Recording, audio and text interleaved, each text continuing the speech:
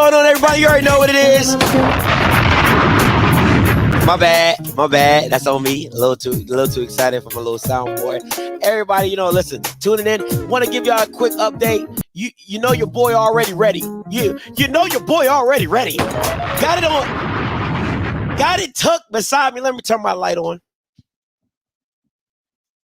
Oh, let me turn my light on so y'all members can see me. Yeah. So you already know your boy got it ready. So just want to go. Just come on in. We can do a little chit chat before it gets started. I'm about to turn this into a subscribers only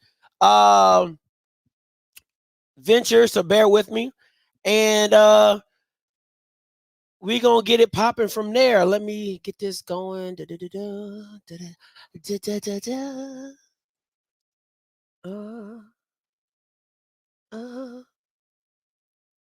you go. Subscribers. Save. All right. That should do it. All right. So, and make sure you become a member. You know what I'm saying? Make sure you become a member. Hey, listen. Let me just say this. You know what we talking about today? We talking about scamming.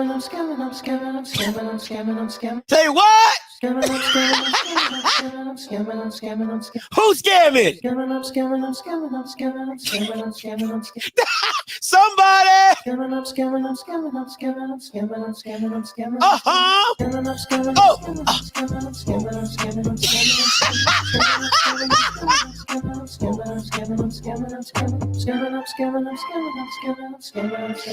Somebody.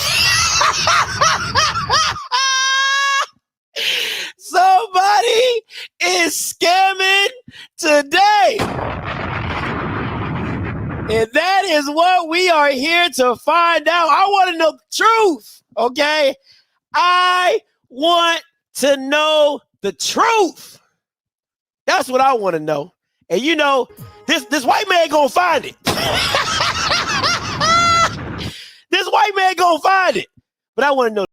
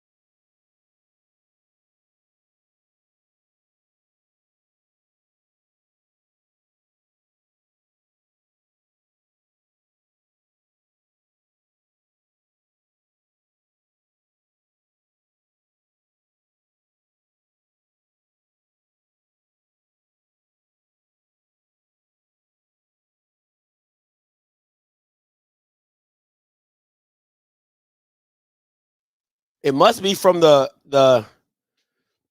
Zoom meeting. It's not from me.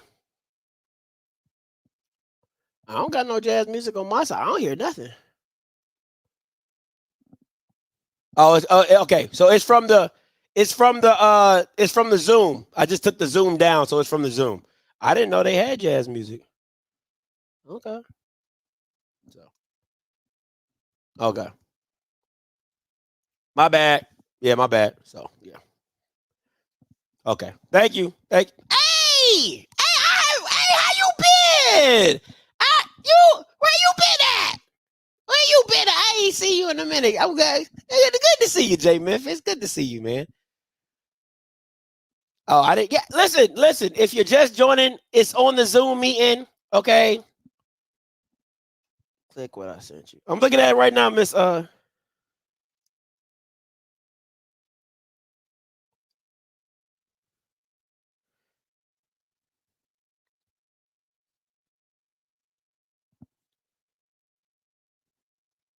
You talking about in click what I said. Are you talking about Are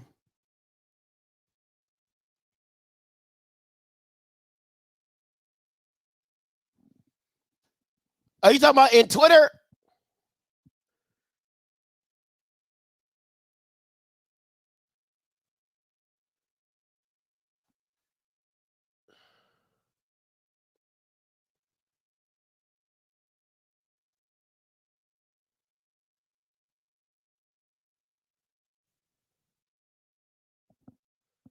I don't hear nothing on my side. Let me see.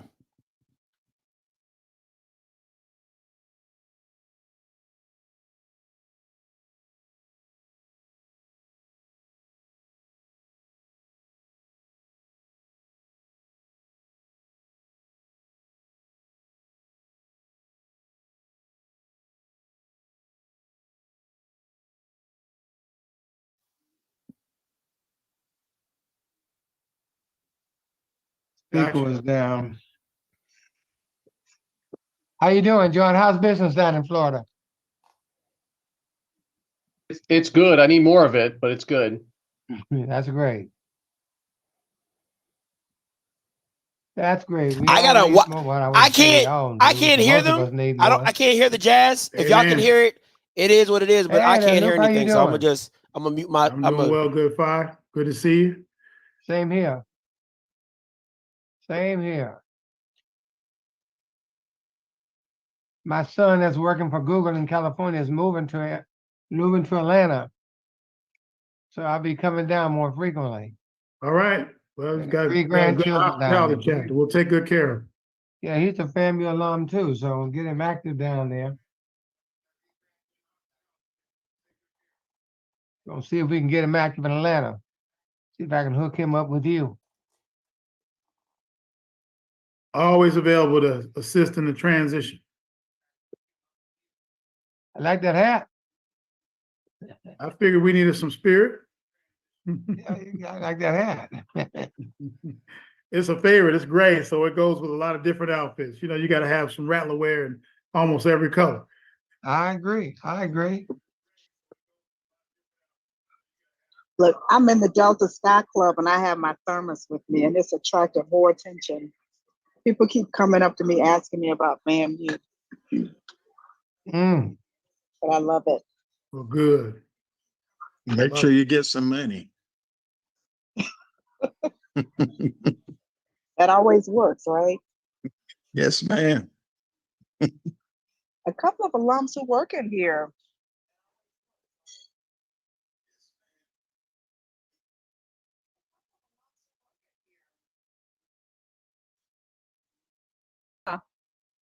Good, How are you?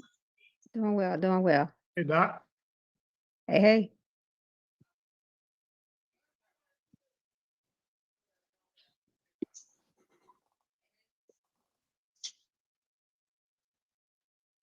Okay, I apologize. They had me in as a non-panelist. Good afternoon, everyone. Can y'all hear me? Good afternoon, Mr. President. Good afternoon, Mr. President. Great to see all of you today. Always good. Nah, don't be sounding sad, Larry. Don't sound sad. You weren't sad last time. I don't see Chair LeBeau. You see all yours.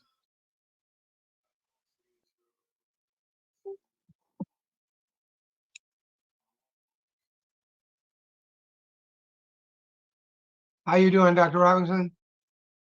I've had better lifetimes for sure. You know, tough few days. Everyone, I was on You time. have. I Technical bet you have. difficulties. So did they have Okay, any non-speaker? let me make lines sure I or- can.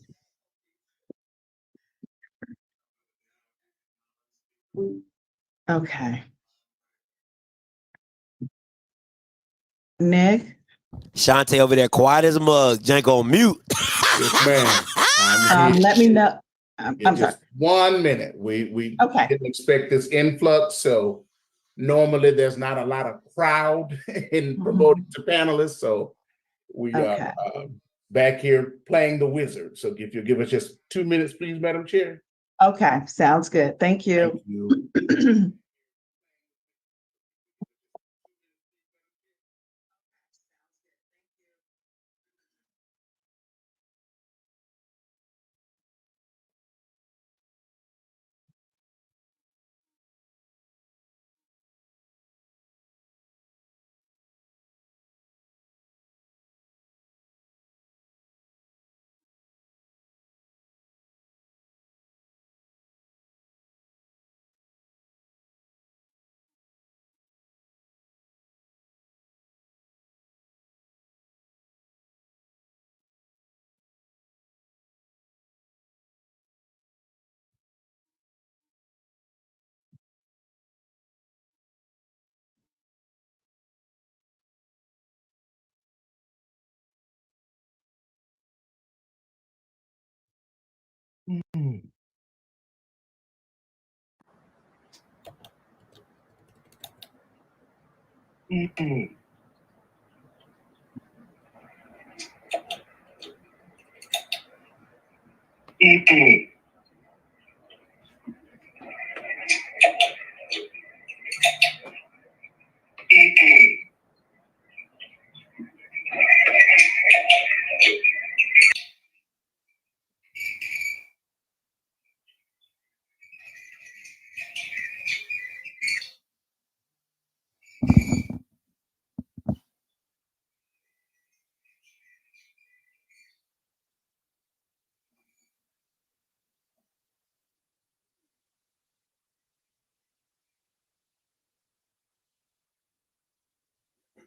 Think we got everyone, Madam Chair.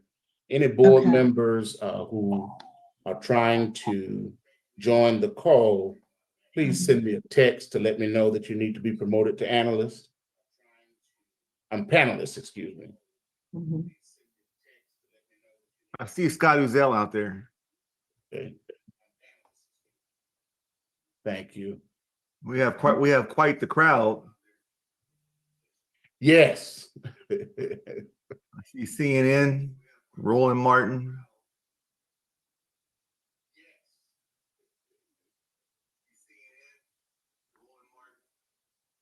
Let me know, Nick, when we're ready. Okay. Okay.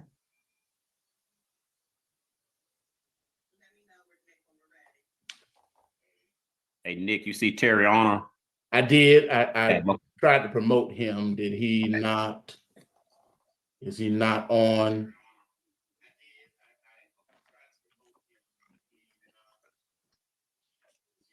Okay, please accept when I send you the, okay, he's been promoted, yeah.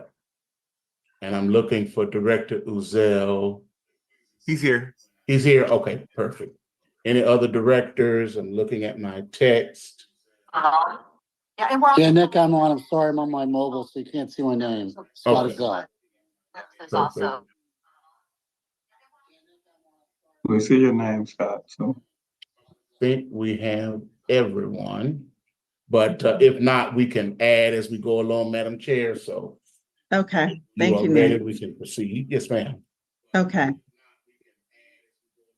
Okay, first of all, I want to say good afternoon, everyone, and thank you for taking the time to be here this afternoon for this special session. May 9th, 2024 General Board meeting is now called to order.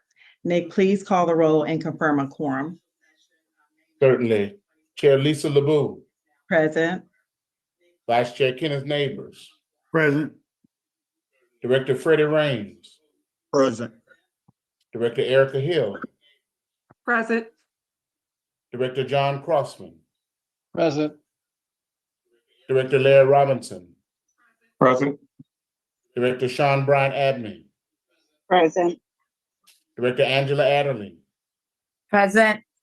Director Elaine Armster, Present. Director Terry Arnold, Present.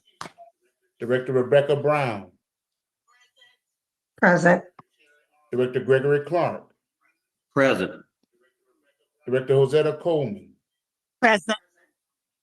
Director Carmen Cummings Martin, Present.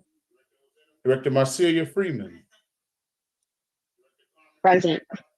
Okay, thank you.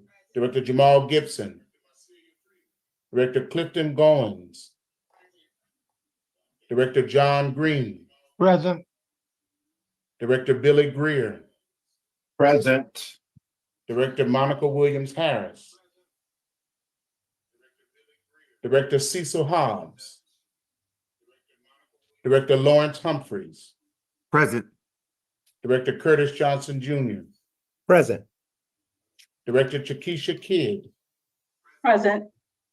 Director Lenitra King, Present. Director Kyla Mays, Director Ebenezer Oriaku, Director TJ Rose, Director G. Scott Uzel, Director Tawana Monroe Ward. Present. Present for Director Uzel, thank you. Director Tawana Monroe Ward. Director Terrell Whitley. Madam Chair, you have a quorum. Thank you, Nick. Sir. I have two housekeeping rules. If you are making a motion and a second, your request is to state your name for the record. And please remember to mute your device when not speaking to avoid background noises. At this time, board members are advised to disclose if a conflict of interest exists relative to items on the agenda. Any conflicts? Okay. Hearing none, we will proceed to the next item on the agenda. The first discussion item on the agenda under new business is Disciplina update. I'm now going to ask Duke Williams and Matthew Wright of Disciplina to provide their update. They did communicate and send out a notice, which actually took care of some of the questions that I have, but we're still going to have them to provide us with an update, and then we can open the floor to questions. Madam Chair, a point of notice, the Director Cecil Hobbs is in the waiting room as a panelist. He's saying he can't get in. Okay, Nick, if we could facilitate that. Okay, thank you. You're welcome. Thank Okay, you, and Duke Williams with Disciplina. I believe Matthew might be in the same situation, so if we could wait Okay. until he join as well as the panelists, be great. all righty, sounds good. Yeah, I think I saw his name.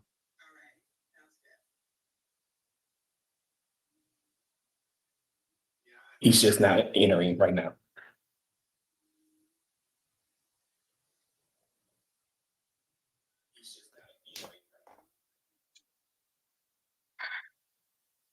Okay, I've been promoted, so I believe you can all hear me. We can, thank you. Very good. I don't think I can get the video going. I apologize for that. I don't know why that's not working, but I'll just go forward with the voice. Oh, here we are. Very good. Well, it's a pleasure to be with you this evening. I wanted to just comment in terms of, we found out about this information on Sunday evening, as did many of you, and subsequent to that time, the foundation office has reached out to us and shared some information with us as it relates to the gift. And we have provided a statement in terms of affirming our receipt of that information and the reviewing of that information as it relates to the gift from Gregory Garami for the CEO of the Patterson Farms. If we put together a statement that basically says that since the donated assets are private illiquid investments, our review does not verify or guarantee the accuracy or the reliability of the valuation pricing as noted in the statements that we've reviewed, but we can confirm that we did see statement that noted the securities held in the donor's name, and then a subsequent statement with an organization by the name of Carter, CARTA, noting that the securities are being held in the name of the foundation. Once again, we're not privy or in a position to affirm or refute or provide any confirmation or any other information as it relates to valuation, but we can affirm that we did view this information and we are bound by the confidentiality of our investment management agreement. So the foundation office thought it appropriate for us, independent party, to look at this statement. Okay. Thank you for that. I'm going to ask a few questions and we'll open the floor up. Can you all share with us the typical protocol or procedure regarding gifts of private stock and gifts of this magnitude in terms of working with your clients and how that's facilitated? Sure. So I think both are extraordinary, not even as it relates to our clients, but just in the commonplace in the not-for-profit world. It's extraordinary to get a gift of this magnitude from one donor. I think that's pretty factual in nature. This would be, if the valuations are consistent with what's being stated, a record in terms of the single biggest gift as it relates to what an HBCU has received. So that would be exceptional in that regard.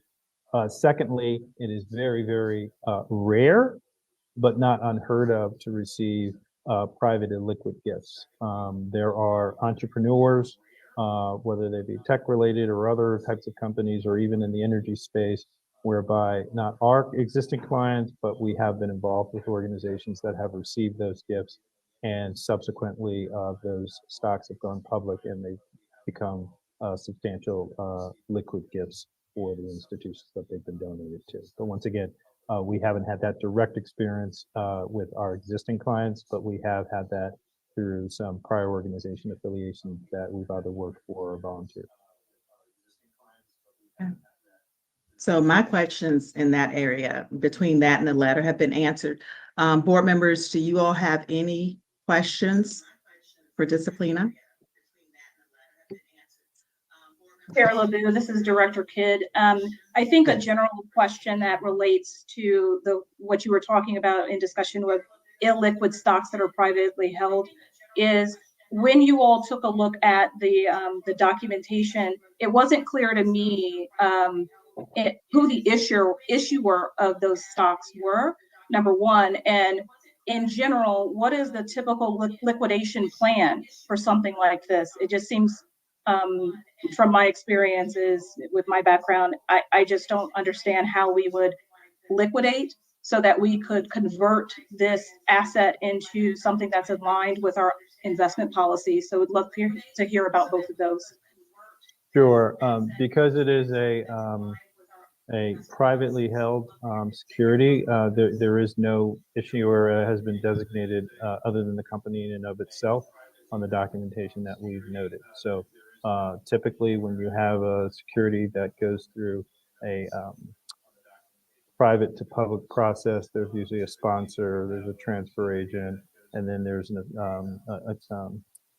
kind of a contingent of different brokers that actually help with the actual going public of the security. So at this point in time, we do not have any record of any type of affiliation other than the issuing company and the company's name, Patterson Farms. That was noted on the donor's statement of record, and that is also noted on the FAMU statement of record with CARTA, CARTA, once again. As it relates to monetizing or to the benefit of the institution, what typically happens is it's held at a de minimis value or cost value, or again, a de minimis value. I think that's subject to either going down the path of going through a valuation process with the donor or with an external third party. So it's held on your books. And then the true value doesn't come forth until the stock actually goes IPO and you're free and clear to actually liquidate it and monetize it or translate it into cash, then in turn allocated in accordance with your investment policy statement. That's the typical process. Understood. Thank you for that. And just a quick follow-up, because that is aligned with my understanding as well, is that the only way is that if there is an exit, a purchase of a strategic or an IPO is the only time you would actually receive value from a privately held security. And I have not seen an S1 for Battersea Farms. So I was actually, you answered my question. My original question was intended to ask what was the issuing company? Was it the trust or was it Battersea Farms? But you did that. So Battersea Farms, in my understanding, is that there is no S1 filed for any existing plans around an IPO. Is that in line with your understanding? That's consistent with my understanding at this point in time. Thank you. Director Hobbs, you're next, and then Director Arnold, you can follow up. Yes, thank you.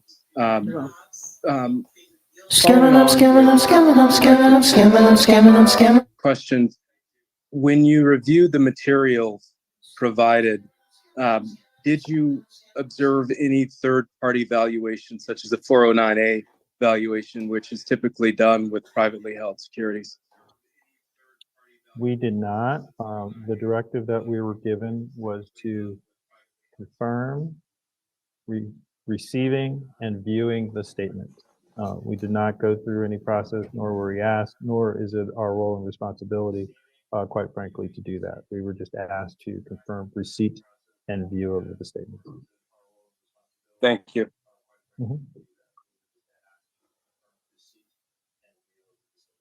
Director Arnold, you can go next, please.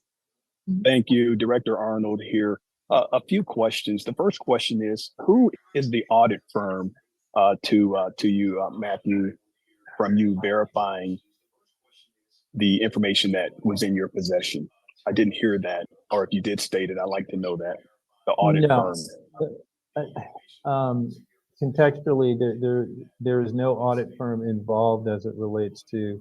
I think there's a few things in that question. So, our role as the investment manager for the foundation assets is to manage the assets in accordance to what is custodied at Regions Bank and third-party administrators. Then, in turn, when there is an annual statements are done for the foundation, that goes through their third-party auditor. We would help facilitate that process. Again, as it relates to this situation, we have not been engaged with the donor. We have not been engaged with the company. We have no involvement in terms of assigning an auditor, nor have we requested who they have provided. Our sole duty and request was to view the statements, because I think there's some sensitivity as it relates to confidentiality. There's an NDA in place with the donor, and through our investment management agreement, we have a confidentiality clause. So we were asked to view the statements and then affirm that we viewed the statements. So an auditor would not be associated with our involvement or our role as it relates to this. Yeah, I do find concern and pause altogether with that response. My next question is compounded, so in three parts. The first is, what type of stock did you review? For restricted stock units, performance stock units, stock options? That's the first part of the compounded question. Was a vesting schedule reviewed is the second part of the schedule. And what's the strike price if 1 and 2 were reviewed? And are there any contingencies associated with the donor if all 3 have been met? Yes, Director Arnold, we were apprised of this situation on Sunday evening as it became public in the press, just as all of you were. And we were asked by the foundation office specifically to view the statements just to affirm whether or not we could, as a third party, state that we saw statements, noting the value by the donor and noting the value in the name of the foundation. We were not involved in any other matters as it relates to this yet, either pre or post. So what documents are you certifying or affirming to? I'm not hearing that response. I'm affirming, but I'm not certifying to a statement from the donor from their financial services company, which notes the stock and a value on it. And that third-party institution actually has a disclaimer on their statement, which is similar to our disclaimer, because this is a privately held security. And then we're also affirming to the fact from the third-party entity Carta, the listing of this stock in the name of the foundation. Those are the sole duties that we've been called upon to perform.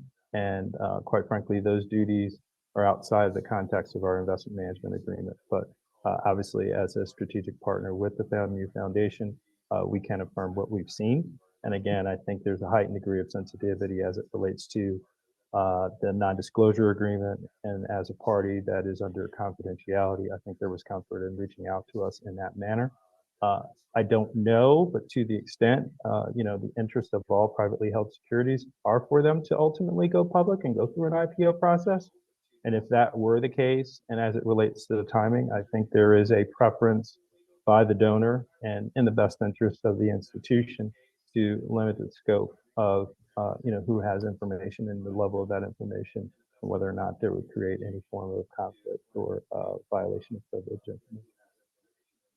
Thank you for that. I'm not certain if my questions are being answered. I do hear you responding. I want to acknowledge that respectfully. My last question before I pause and turn it back over to you, Madam Chair, is did you review any said schedules? You mentioned that your process typically is to review schedules if a company is going public. So in your review, did it consist of any schedules, 8K, 10K? I'm just putting my CHR hat on.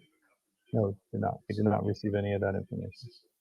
Okay, thank you. I think as a point of clarification, Duke Williams Disciplina, as a point of clarification, when it comes to a situation where stock is donated, in this particular case here, we're not a valuation firm. So I want to be clear to say that. We do not evaluate stocks. We do not price stocks. If you think about your home, right, it's in a liquid asset. You have to have an appraiser firm come in and actually value your home. You might do that once a year. You might do that when you're refinancing.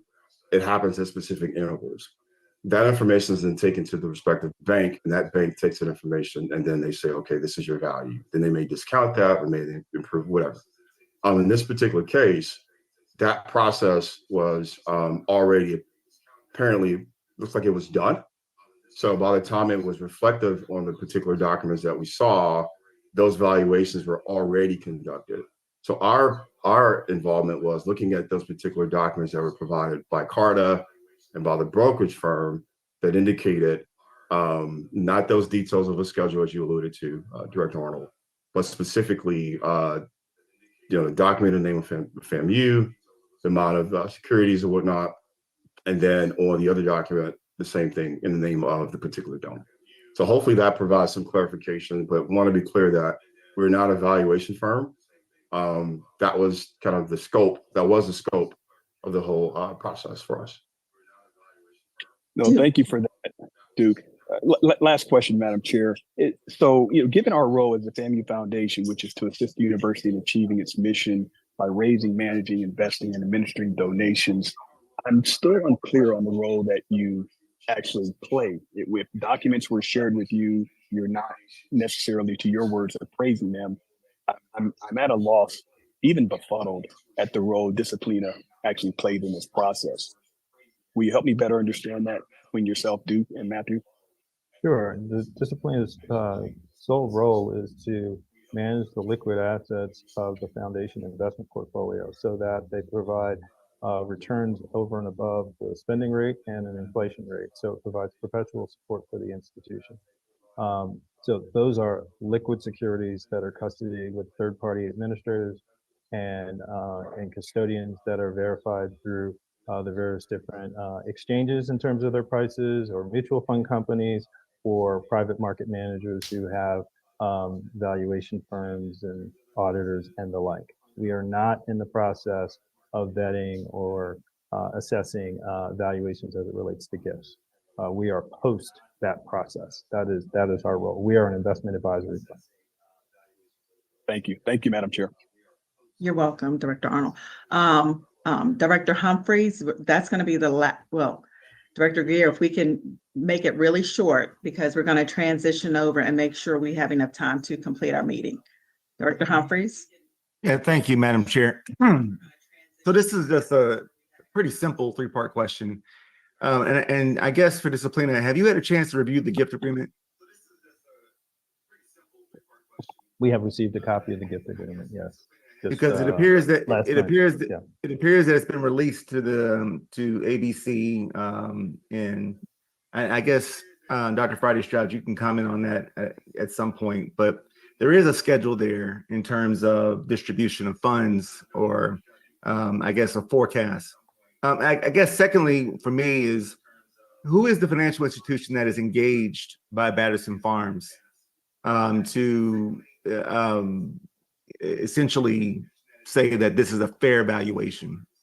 We understand it's illiquid and the market will be the market. It could be much higher, it could be zero, right? There's a range there. But at the end of the day, who is the financial institution that is involved with the transfer and advising Batterson Farms? Do we know that? I would have to defer to Dr. Friday Stroud of the Foundation Office. We have no knowledge of who that agent is. Okay, well, I guess thirdly, before I turn it over to you, because these questions probably should be directed at you, Dr.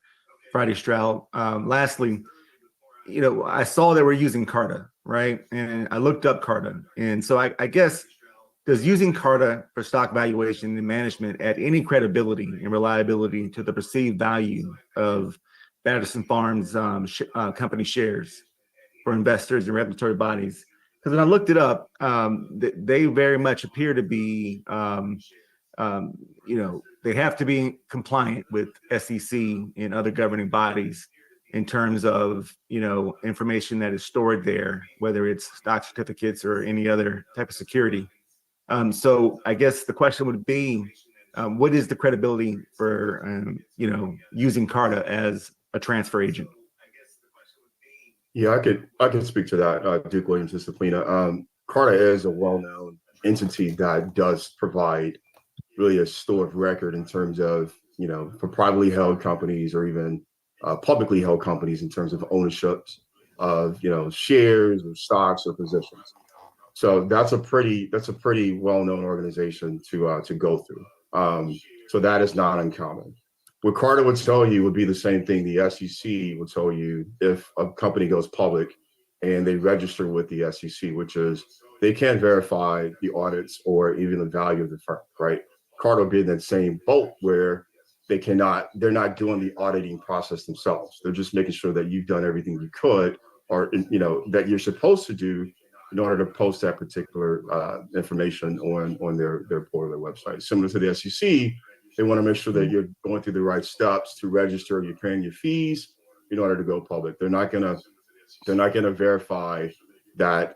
You know, it really kind of goes back to the .com bubble, right? You know, there's a lot of companies. I'm not saying that this is the case, but you know, if there's a lot of companies that went public and they may or may not have had a revenue stream, right? So the SEC came out with a statement then and said, look, we can't, that's not our job. And Carta would say the same thing. They're not in the business of verifying that was going through that due diligence process to value positions in stocks.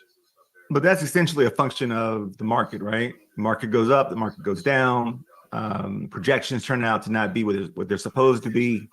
I guess really the question, it centers around if Carta accepted the transfer and in that acceptance of transfer agreed with the $237 million valuation, even if they haven't done due diligence, does that lend any credibility to it being within the fairway of, you know, possible outcomes if in fact they go public at some point, or there's an opportunity to liquidate the stock?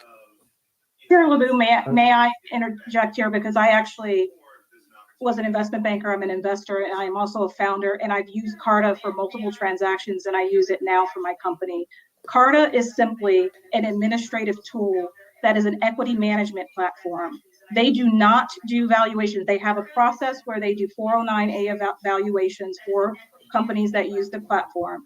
However, it's garbage in, garbage out, right? And I'm not saying that this is what's going on in this case. I'm just saying in general, you input information and they will provide a 409A valuation. I'm not even sure if that's what's happened here, because we haven't heard that that's been done on this particular equity holding, but they are simply an administrative platform to make sure that you're going through the proper steps for compliance. What we're getting at in these last series of questions is all about third-party valuation analysis. That's what you hire a banker for. That is not Disciplina's role, and we need to ask those questions of the university advancement team. Agreed. I guess, you know, the reason I'm talking about Carter, even though they're just purely administrative, the fact that they would accept the transfer, right? You know, I want to know if that adds any credibility or not, that they would accept. Or Director Kidd, or if I just set up an LLC or a company and then, you know, issue stock and send it to Carter, would they accept it on the face value of me just sending something without any documentation, without any bank evaluating or valuing what the potential value? Because I get this is a range, right? Yep. You know, I mean, this could be, you know, $500 million, or it could be zero, right? So it's all speculation at some point. Hopefully, it's educated speculation on what the value of the actual end product would be once it hits the market, right? And so I'm just trying to, I'm trying my best to understand, you know, without actually directly, and I guess we need to move over to the university, you know, why we would make a statement like this without having guardrails everywhere, right? And so, you know, so Carter could add some credibility to that, right? For those that are out there looking and watching. Secondly, who is the bank? What is the bank? What's the name of the bank that is actually and advising Patterson Farms? Because again, I'm looking at it right now. We have now issued the gift agreement as of right before this meeting, and so it's out there on the internet right now. And so anyway, I guess we need to redirect to Dr. Friday Stroud. Okay. Director Greer. Thanks, Madam Chairman. I'm very familiar with private companies and the difficulty of valuing those private company shares, et cetera. And so my question is, what I'm assuming is that you guys are a discipline, you're probably not going to incorporate that into the analysis that you do to determine what our diversification is and all that sort of stuff. This is just going to sit off to the side, and you're going to continue to manage the assets that we have, and that value's there, but it's not really going to drive what we do from a board perspective, from an investment committee perspective, and it's just kind of there, and we know it's there, but we're not sure what it's worth. And we're going to continue to operate the foundation with the assets that you guys have under management. Is that a pretty fair statement? That is correct. To the extent that those assets become liquid that are on the side, as you described, then we will advise in terms of how to liquidate and transfer those into the more broadly diversified portfolio. But right now, from our vantage point, not the university or the foundation's vantage point, we would disregard those as it relates to the investment strategy. Thanks. Yeah, and that extends to, you know, any other assets that are liquid as well. You know, some universities have real estate properties, they may have art. We're not putting that on our purview to evaluate the prices of those liquid assets as well, right? So once they're liquidated and it's monetized, then we can get involved in the process of deploying that throughout the portfolio. Or do we have any, Director Kidd? Just one quick question. I think it'll come, I just want to make sure we have the sort of the backing of Disciplina on the answer to this question. It's a general question around liquidation. What is the typical process timeline around an IPO from your experience? I just want folks to understand that this is not a quick thing. Right. So I'll answer a number of different pieces and kind of give kind of a linear path, hopefully. So to the extent that this stock were to go about the IPO process, assuming they are starting or initiating that process of getting third-party valuations and getting audited financial statements and things of that nature, it would probably take 6 months at the very least for them to actually go IPO. And then they would be subject to the market the strength of the market, the demand of the market, and where they think they could actually get the pricing relative to that valuation.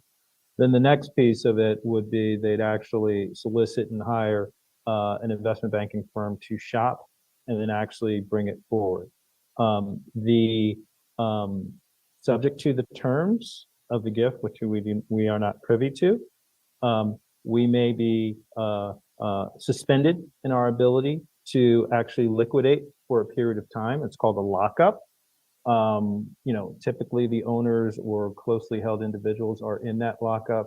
That can be a series of months in nature. So again, the price can change in value. It could be listed, it could be posted on your financials, but we wouldn't be in a position to actually liquidate the security.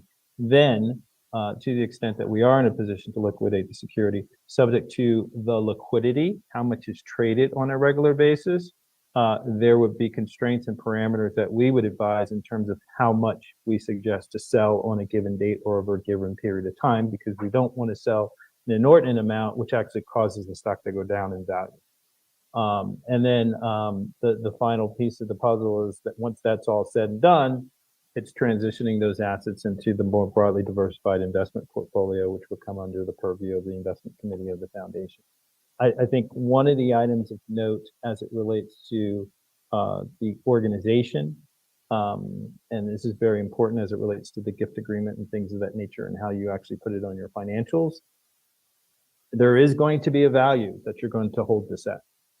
And that is going to be your bogey, and that is going to be your benchmark. And effectively, you want to be in a position where you're liquidating at that level or above that level. So all of the things that I described, whether it be the elements of time, whether it be the speed in terms of how we liquidate the security, whether it be the liquidity of the security in the market, whether it be the market level, will kind of factor into that. Because at the end of the day, the donor gets a gift value and the institution gets the proceeds. And the two aren't necessarily equal. In the perfect scenario, you want the proceeds to be higher than the gift value. But at best, you would look for them to be similar. I did have the privilege of working at an institution that had a closely held position. We can get into that matter when we get to that point, but you don't want to be in a situation where you're held captive by that single position, and it actually drives the operations of your institution by it going up and down, and it drives your financials, and it drives the missional contributions, whether they be in athletics, academics, or what have you. So, once we get to that point, I think we're well positioned to assist you, but that addresses the question that you have. Thank you. I just wanted to point out how long that process is before we would actually see this money. Appreciate it. Thank you, Director Kidd. Director Hobbs. Thank you, Madam Chair. Last question for Disciplina, and this perhaps is also related to the broader discussion here. I know we have an investment policy and that's outlined, and it's got an Appendix A with, I believe, a 30% max on our private markets. So in what way, if at all, does this security impact our thresholds? Yeah. Go ahead, David. Yeah, right now it's not even involved in the process. As we alluded to earlier, it's not even factored in until it's liquidated, and then we can deploy it across the portfolio. But you're correct, there's an exposure to private markets. But again, this isn't factored into that because it's in essence an off balance sheet position that's not within the purview of the custodian currently. Yeah, and I would add, I think the assumption and presumption of the investment policy statement is that all the asset classes that are represented there, whether they be global equities, fixed income, or private markets, are considered to be diversified in nature and not a single security position. Brilliant. Thank you. We wouldn't consider this. Okay, Duke and Matthew, thank you so much for taking the time to be here, especially at such a short notice and answering some tough questions today. We're going to go ahead and transition over to the next part of our agenda. But again, thank you for being here and making yourselves available to answer and to assist the foundation. You're welcome, Chair LeBout. Would you like us to stay on the line, or would you like us to leave? We're at Gerald? we're at your pleasure. So just let us know. We're fine either way. Okay, you can go ahead and stay on in case any other board members happen to have any other questions. That would be great. Okay. Okay. At this point, we're going to go ahead and transition over to Dr. Friday Stroud. Before we do the transition, I know that many of you have had tons of questions, and many actually requested to have this emergency meeting so that we could have questions answered. And I just want to emphasize the importance of our fiduciary roles as board members in terms of the current situation that we're dealing with. So again, that's the primary purpose of our meeting. Again, we're hoping to have all of your questions answered. And at this point, I'm going to transition over to Dr. Friday Stroud. And Dr. Friday Stroud is going to give us an update, and then we will open the floor to further questions. Great. Thank you, Chair LeBou. Board members, just wanted to give you kind of the evolution of the relationship with the donor. So Mr. Jeremy actually called the office and was transferred to a development officer back in the fall of 2023. And that development officer is Audrey Simmons Smith. So after having several conversations with Mr. Jeremy, Ms. Simmons Smith put together a proposal that covered certain programs that she thought he might be interested in supporting. And she also kind of had an initial screening done of him, And then she then started having, again, from conversations to actual virtual meetings that she would have with him along with me. From that, we expanded it based on the areas that there seemed to be mutual interest.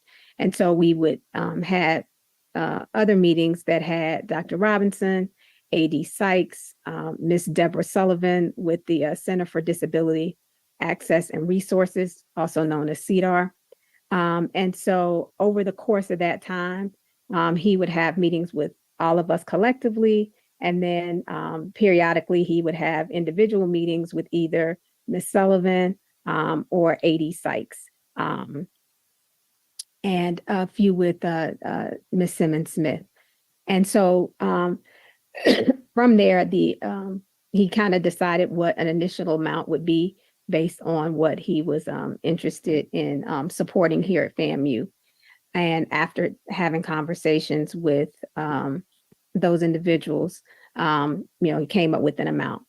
From there, we received a proof of funds statement from the financial institution from which he was banking at that time. And then we then subsequently, Ms. Simmons Smith and I, along with Dr. Robinson, had a meeting with his financial advisors. And so discussed with them some of the areas that Mr. Jeremy had told us that he was interested in supporting.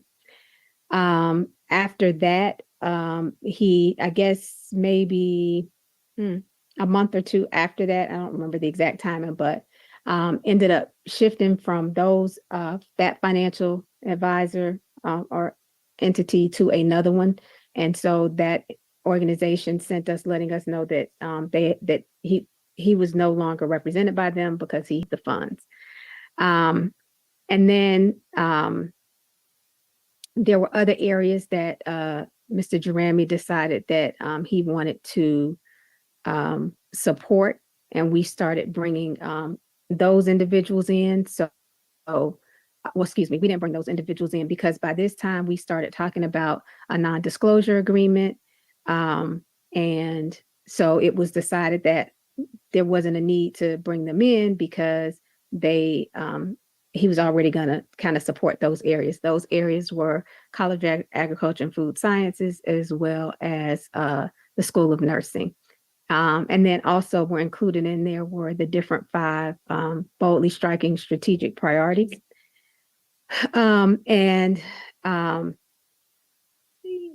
During that time, well, somewhere in there, he asked about speaking at commencement and making the announcement then. And of course, we said nothing could be made if no announcement could be made if there were not, if we did not have the donation. And so then I think somewhere in there, Spelman announced their $100 million gift. And at that point, Mr. Jerami said that he wanted to do something more than that. And so we then again looked at the different areas, and he decided to put increases in certain areas.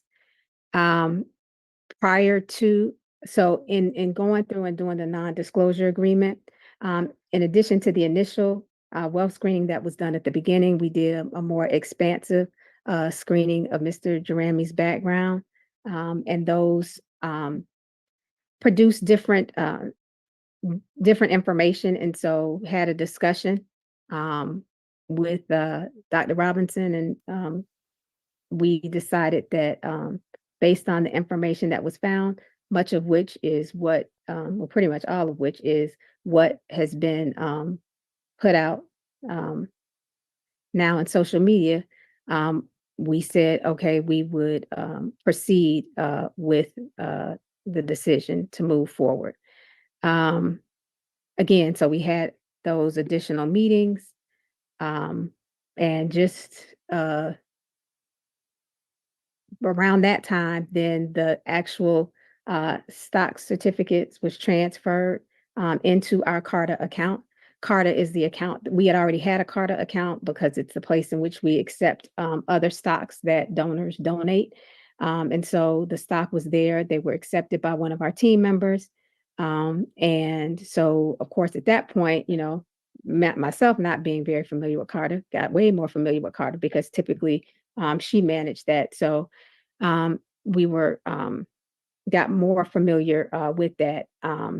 The gift agreement, as you all said, it's out there now. So it is with the Isaac Batterson Family 7th Trust. And it is we signed a 10-year gift agreement. And so the stock that we have was valued at $15.85 a share for 15 million shares. The par value on that is $5.12 of Batterson Farm Corp private stock. We do have the redacted IRS form with the EIN number, as well as the for Batterson Farm Corp, as well as the Isaac Batterson Family Trust with Mr. Jerami as the trustee. We had conversations with our auditors. So a lot of the questions that you all were asking Disciplina around the valuation of the stock, that would actually happen during our audited financial statements time, which we will be coming at June 30th. During that time, as BCA Watson Rice does at every annual audit, they will have all of our stocks and securities and stuff evaluated by a separate, so they hire another firm out who specializes in valuation, and they will do those valuations at that time. We decided that we would wait on that process. And so based on our conversation with the auditing firm, the stock right now, while it says $15.85, if no other documents are presented, and they are required, Batterson Farm Corp is required to submit audited financial statements to our auditors for it to be justified at the $15.85 a share, or they would record it at the par value of $5.12 a share. But the valuation firm, the external valuation firm that BCA Watson Rice would do, could come back and say that the stock value is worth less than that, even less than the $5.12 a share. And so then that's what it would then be recorded as on the books then during the our audited financial statement period. Again, it would still be private stock, illiquid at that time. And then, we would manage through the process of liquidation over a period of time. The schedule that Dr. Humphreys referenced was more around the schedule of how the dollars would be allocated to the different units by year. And so again, because the stocks were received in our Carta account, which is again how we receive other stock that's donated to us. And that's that's kind of where we are when also doing the process. We looked at things like because it is a business in the hemp space, it's a basically a farm company, right? And so many times those companies themselves do not own the land. They actually rent land from other people. And so that wasn't necessarily uncommon to me because my mom owned some acreage in Mississippi. She does not farm it, but she rents it to a farmer. And so that particular farmer would make his living off of what he makes from the farm, but it would never show up that that property is his because it's not his, it's my mother's. And so looking at that as well as a couple of contracts, we had discussions around that, around the terms of those contracts. So the way they value it is the number of contracts and the length of time of those contracts to then be able to come up with what their stock price value is after looking at what they bring in as revenues and then subtracting out expenses and such. So that is kind of where we are. But and how, like I said, how it was deposited into our Carta account and then the process that will be used for valuing it. And again, because we are near to year end, it was decided that we would not pay additional money to get that because that will be a part of our annual financial statements audit. Right now, the university is in a holding position around what further, what will happen with this. And so that will be pending what happens after next week's Board of Trustees meeting. And the donor, Mr. Jerami, has been advised of today's Foundation Board meeting, as well as next week's Board of Trustees meeting. And, aware of that. I know people had asked about the NDA. So even prior to an NDA being put in place, given that there's Florida statute, as well as the FAMU Board of Trustees policy 2018-01, we are bound to protecting the confidentiality of personal or financial information about donors or prospective donors in accordance with the state statutes. Similarly, in your FAMU bylaws, the foundation's ability to ensure donors and prospective donors that their financial and personal information will be held in confidence is essential to us fulfilling the mission. So we follow, again, that which is in your bylaws, as well as in the FAMU, you all's Code of Ethics and Standards of Conduct. A director shall respect the right of individuals and organizations to privacy and confidentiality, particularly of donors and prospective donors. And so that was, that is how we operate with all donors, not just this donor, but all donors. But in addition to that, this donor did request for an NDA.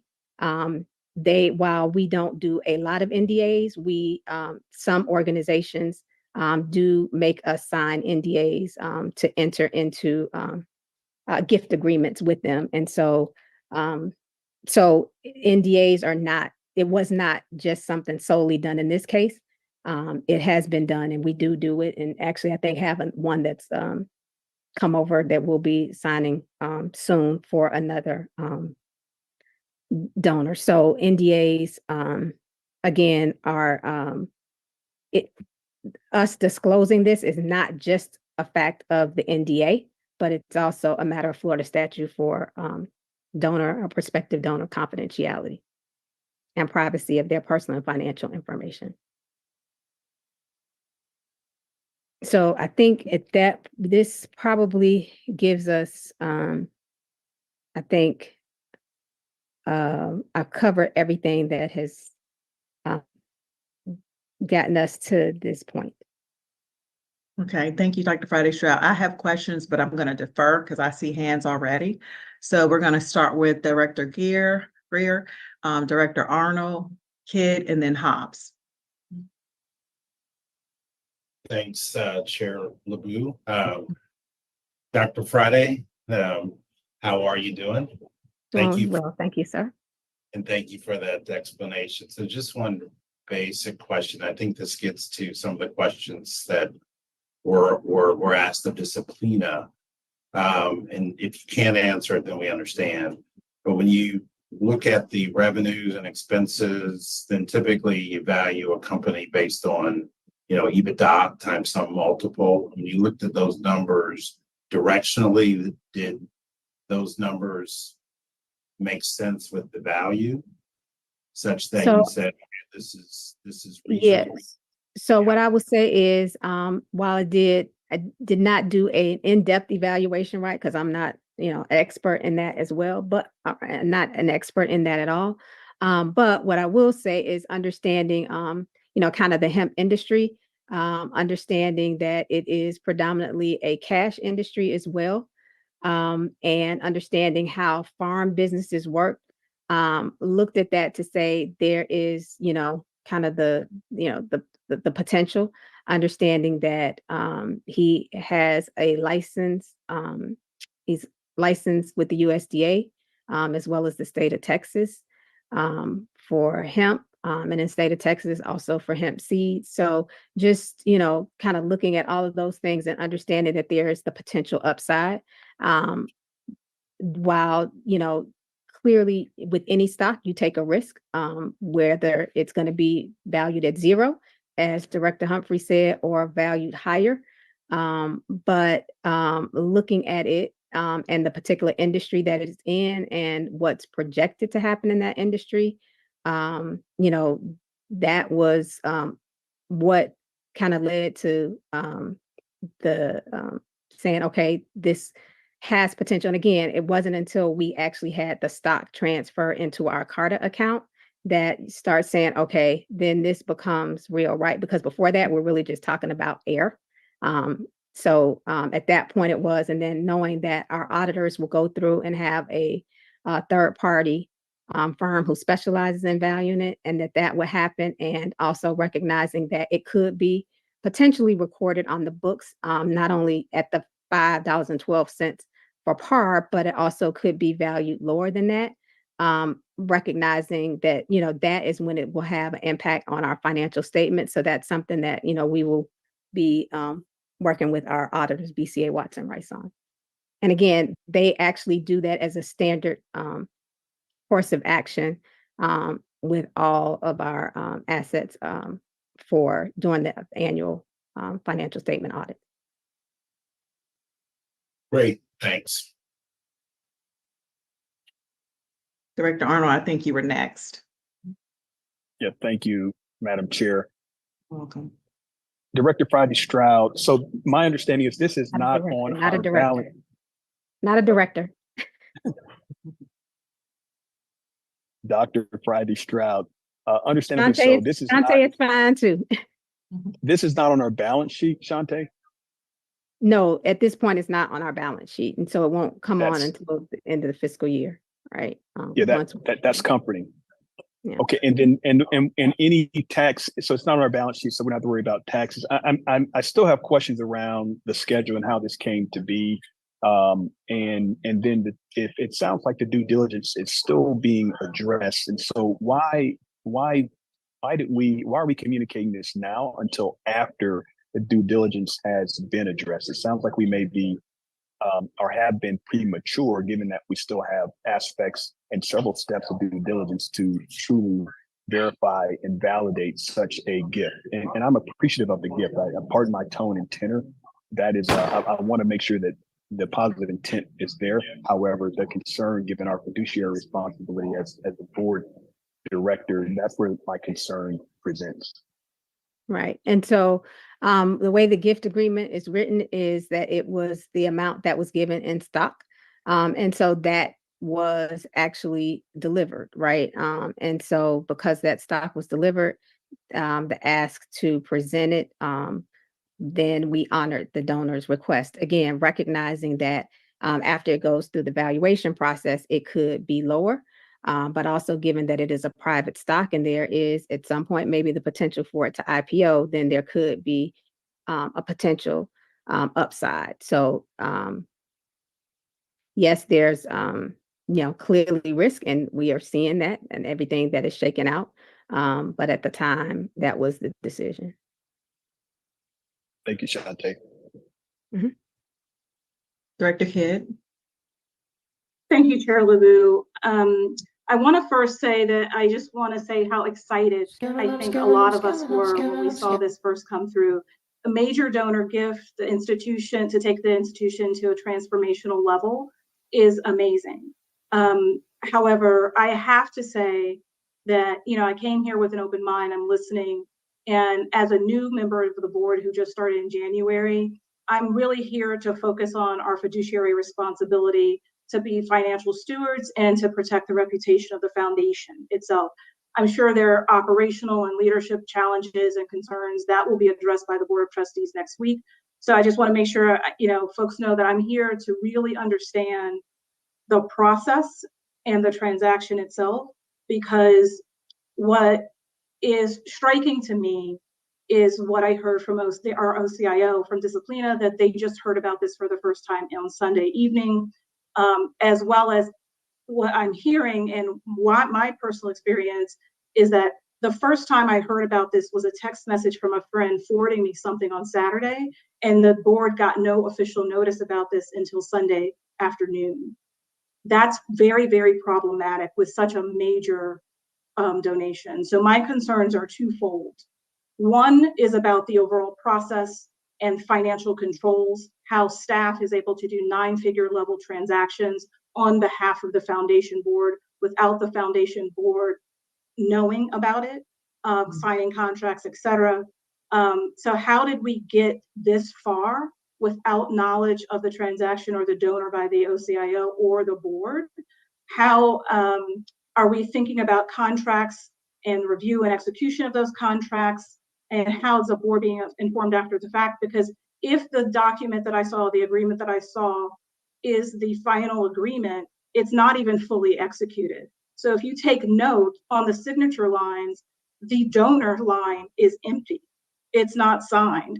And so those types of things are very concerning. And then I'm moving on to the transaction itself. And those would be concerning if this was cash, or if this was a public stock and we could liquidate and we could move it into our investment policy, et cetera. The process itself, I am very concerned about how this took place and how we're here. Now listening to the transaction history, how this donor came to us, the process internally that took place, some things that are very obvious are that we didn't have a formal due diligence process, because I was simply going to ask for the due diligence report and third-party valuation to try to quell a lot of the questions. But what I just heard is that it didn't exist, and that we're deferring valuation until later when we're making public announcements. And so the structure of the deal, I think we started hearing it with questions with Disciplina. Are these restricted shares? How is it structured? Who was the issuing company? So we got that answered. How are we vetting the due diligence? Is there a KYC report, et cetera? And so where I'm going to leave this, because I think we can't answer the questions I originally had, is really going to President Robinson. I need to understand from you, when you were aware, how were you involved in this process, and what was the decision-making thoughts around excluding both the board of the foundation, as well as from the vice chair's announcement yesterday, apparently talk your shit, kid, to get to this position to make a public announcement the way we did. I would like to hear from you, your level of involvement, when you knew how decisions were made up to this point. Yeah, thank you very much. Director Kidd, I have been involved in the process pretty much all the way along. When the money proposed gift, rose above a certain level, I was informed by Ms. Simmons Smith, and I have been following it throughout. At the time, it rose to the level of a stock change when the NDA agreement was made. I was committed to honoring that agreement, which indicated that I could not share them, not only with this board, but also with my board chair as well. She was made aware of this event, of this activity on Saturday, like so many other people were. And so I was compelled by the NDA agreement not to violate that for the potential of losing what we thought was a great opportunity at the time. And that's really, I don't know if we violated any Foundation Board of Directors policy or procedure when it came to this gift receipt. But I do think it's something worth considering how we might handle such gifts in the future. And just a quick follow-up for Dr. Friday Stroud, can you address the issue around the agreement actually not being properly executed? So again, with the execution, we'll go back and look at that, but Mr. Jerami is actually listed as the trustee of the Isaac Batterson Family Trust. And so really it could have been one in the same line, given that that's his position, and that's confirmed by the IRS document. But again, remember, the stocks were transferred before we, even before the agreement itself was signed. The stocks was transferred to our Carter account back in April.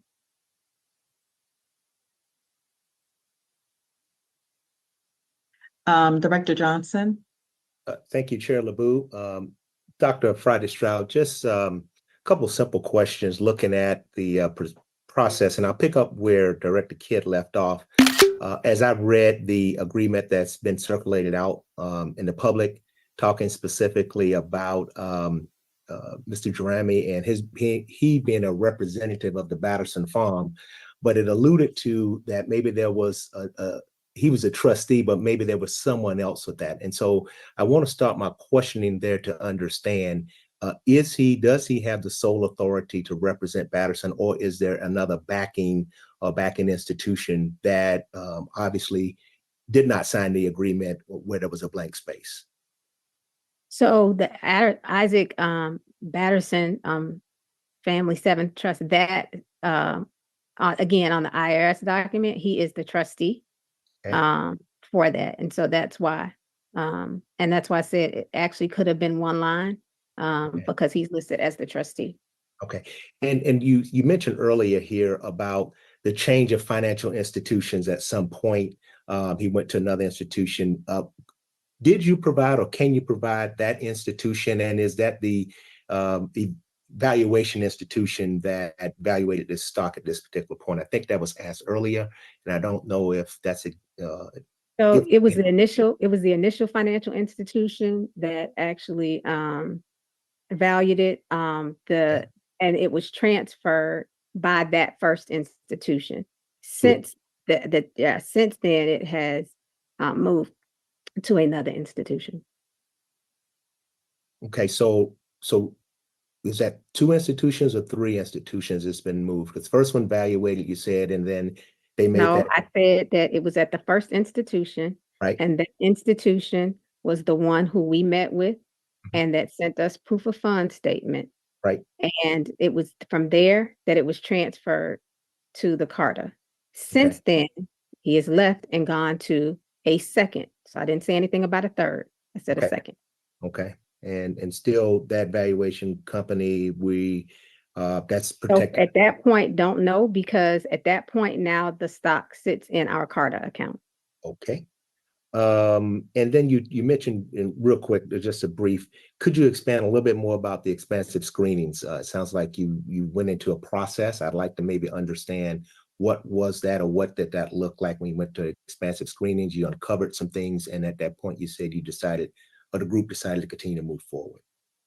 Yeah, so we found some things out there that just like everybody else found out there, and you know, did some searching, shared that information, and then we decided to continue moving forward. Thank you. Director Hobbs. Continuing on with Director Kids and Director There's no Johnson's, way that line you did a commentary, I Google wanna talk search a little bit- and you a felt little bit okay with about, him. Ain't no way. Process, but also relative, the mindset that was in place that allowed us to kind of take on this sort of risk by making an announcement when clearly there were a lot of questions, substantive questions yet unanswered regarding the value, regarding the timing, regarding the quality of the underlying asset, regarding the validity of the gift, if in fact. So you did a wealth screening. Typically, that'll highlight an ultra high net worth individual or a high net worth individual and give you some level of confidence. Can you confirm whether you did that level of screening? One.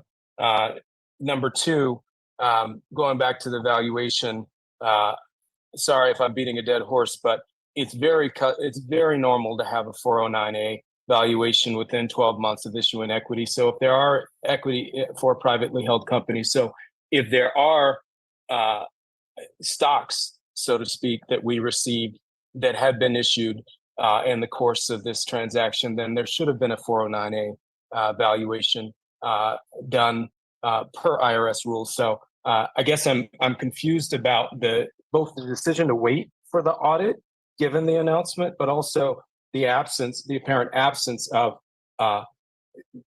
comforting and independent third-party valuation that's in line with IRS rules and the concomitant risk that potentially places on both the university and the foundation. And then last, you talked about donor confidentiality, and wholeheartedly agree with the need to keep donors' information confidential. But also in our donor privacy and confidentiality statement, we also state very clearly that the VP executive director of the foundation shall consult with the president, general counsel, and the foundation board chair. Can you comment on whether there was any consultation with the board chair here?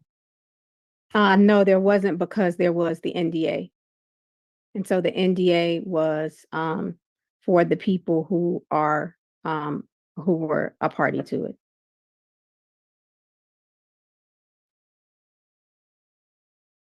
Director Hobbs, did you have all of your questions answered? I did not, but I don't think I'm going to get them answered in this forum. So I'll look forward to getting information on the decision around valuation, as well as the clarification on the screening of the individual that was done to get comfort with their status or the collective status of the trust beyond this kind of nebulous financial institution comment that we heard earlier. Thank you, Director Hobbs. Director Kidd? Thank you, Chair LeBou. Two follow-up questions. I actually had one, but then Director Hobbs has just prompted a second one. The initial question I had is, Dr. Friday Stroud, when you all were doing that extended search and you saw the things that everybody else has been talking about on the internet, was there any effort to reach out to CCU or Miles College, since those were publicly failed donors sort of agreements? And then the second question is regarding the NDA. I am perplexed at how an NDA would exclude the inclusion of at least the chair of the Board of Trustees and the chair of the foundation. Those folks should be under the tent. It's kind of like, even, and we understand privacy, et cetera, the same thing with HR related hiring practices, and there are special committees like we did for the head coach Talk your position, shit, and so that you can maintain confidentiality. I don't understand and need an explanation about how you're excluding board members, especially board chairs, from being under the tent with an NDA. So first around, did we reach out to the other universities and higher education institutions? And then second, more clarification around exclusion of the board chairs from the NDA process.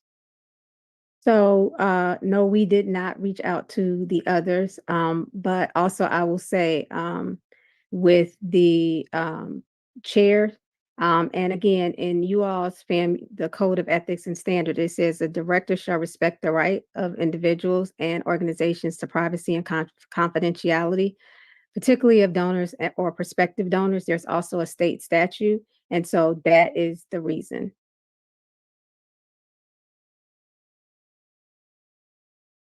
Okay. Any other questions before I ask the few that I have? Director Arnold.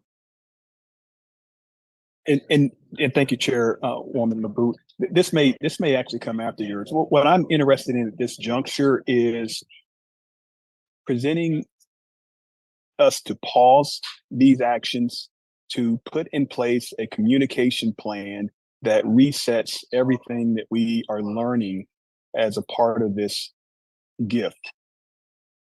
My concern is our reputation has been greatly impacted, and I want to make sure that we restore faith in our alumni and all of the friends and family that support Florida A&M University.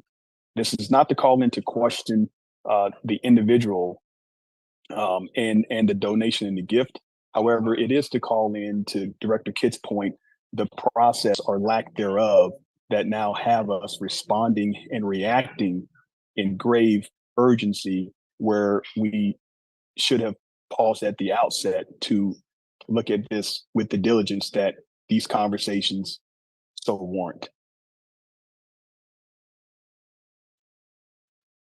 Thank you, Director Arnold. The questions that I have, number one, is who participated in the non-disclosure process?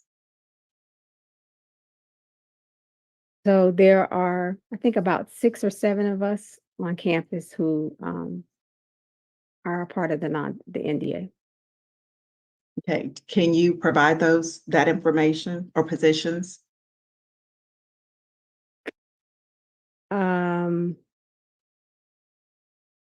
President, myself, Ms. Simmons Smith, and a couple of the others. I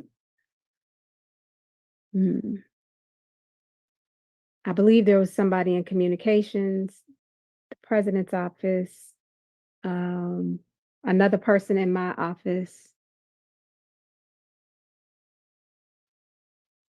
I believe the director of the CDAR program. Oh, Director CDAR, Director of Athletics. Yes. Okay. My next question is my understanding with the NDA around the university that it requires the signature of the chair on the NDA? She need to get fired. The Board of Trustees, as well as the foundation board. So I'm trying to understand how is that put together in terms of the non-disclosure with the exclusion of the Board of Trustees and the foundation board? And I guess let me follow up with that too. Typically, when someone's giving such a large donation and there's so much, an enormous amount, typically they are very interested in who's going to be investing their money, who's going to be facilitating that process, seeing that the gift goes to the foundation office. So I'm just trying to get a better understanding of that selection process. So if I could, tell Abu, I'm not familiar with the rule or regulation that you're referring to regarding the NDA. This was developed through our legal counsel's office, and at that time we were not made aware. It was a requirement for the board chair of either the foundation or the Board of Trustees to have to sign that. So I could be wrong here, but there was certainly no knowledge of that at the time we signed that. Okay. If you could make that aware to us, I would certainly, be more than happy to abide by that in the future, but there was no indication of that at this current time. Director Hobbs? Kind of going back to, thank you, Madam Chair, going back to Director Arnold's comment. I'm searching for a way forward here. We are where we are. There's clearly some damage control, crisis management, whatever term you want to use here, around what's been communicated versus where we are and what we're learning. There feels like a thread that needs to be led by university comms with the help of some sort of external communications party to help us craft the right strategy going forward around what we say and to whom and when.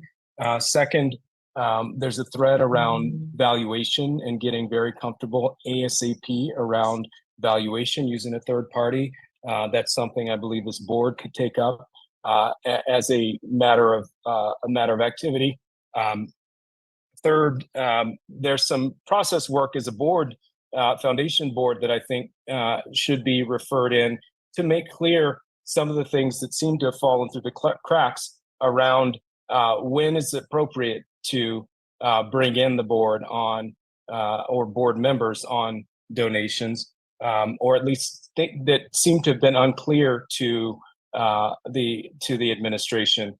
And then last, I think this is something outside of the scope of our work as a board, but it seems that there should be some work done at the university level to think about what are the ways to mitigate the risk on the underlying asset in terms of the impairment of the value. So I'm particularly interested in the first three because those are things that we can immediately affect or begin working on. And the last is a longer term question mark pending the outcome of all of this.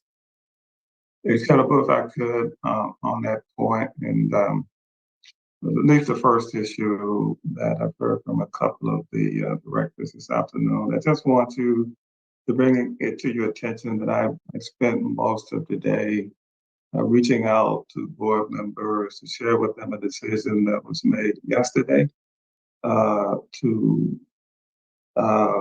put a pause on this activity. A hold is more or less the language that was used, pending some additional information that's come to my attention. And so we'll share more of that with the board, but I just want you to know already that with regard to the gift and the processing of it and so forth, in terms of in the future processing, we've already decided that it was in our best interest to put that on hold. Thank you, Dr. Robinson. Vice Chair Neighbors. Yeah, thank you, Madam Chair. I just wanted to say that for those out in the listening public and those on our board, there is a distinction between institutional advancement, right, and the FAMU Foundation, of which many of us, all of us who are speaking, other than those designated, are a member of. And so there are things that the university does through institutional advancement, and then as their province, and there are things that we do with what is realized from their good works. And so we collaborate with them as well as collaborate with the NAA, right? And I think nothing is perfect, but I think it's important to always assign good intent for those that love FAMU. And I think everyone on this screen and those on the call who are alumni understand what the love of FAMU means. So I want to make sure that we, that as we move forward, perhaps reset, because I see in here that there may have even been opportunities to help drive positive value to what is going on, but we are where we are. And if anything, a Rattler knows how to do is to move forward and face adversity.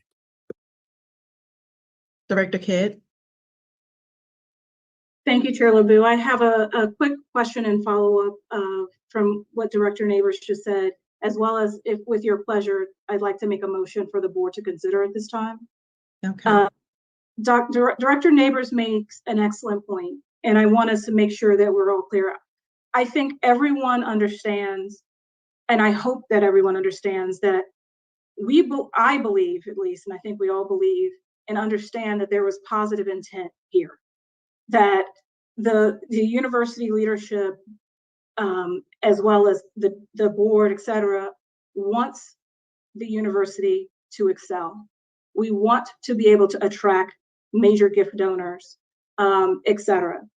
I think this was a huge learning opportunity for us, I hope, and that we can now take this in terms of next steps on how to improve. So I'm very encouraged by President Robinson's announcement just now that we're putting a hold on this and we can take a short time to regroup.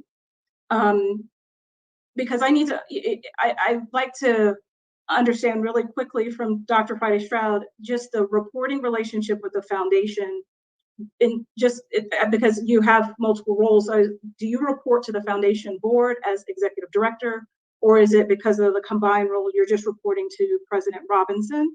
And then I'll make my motion.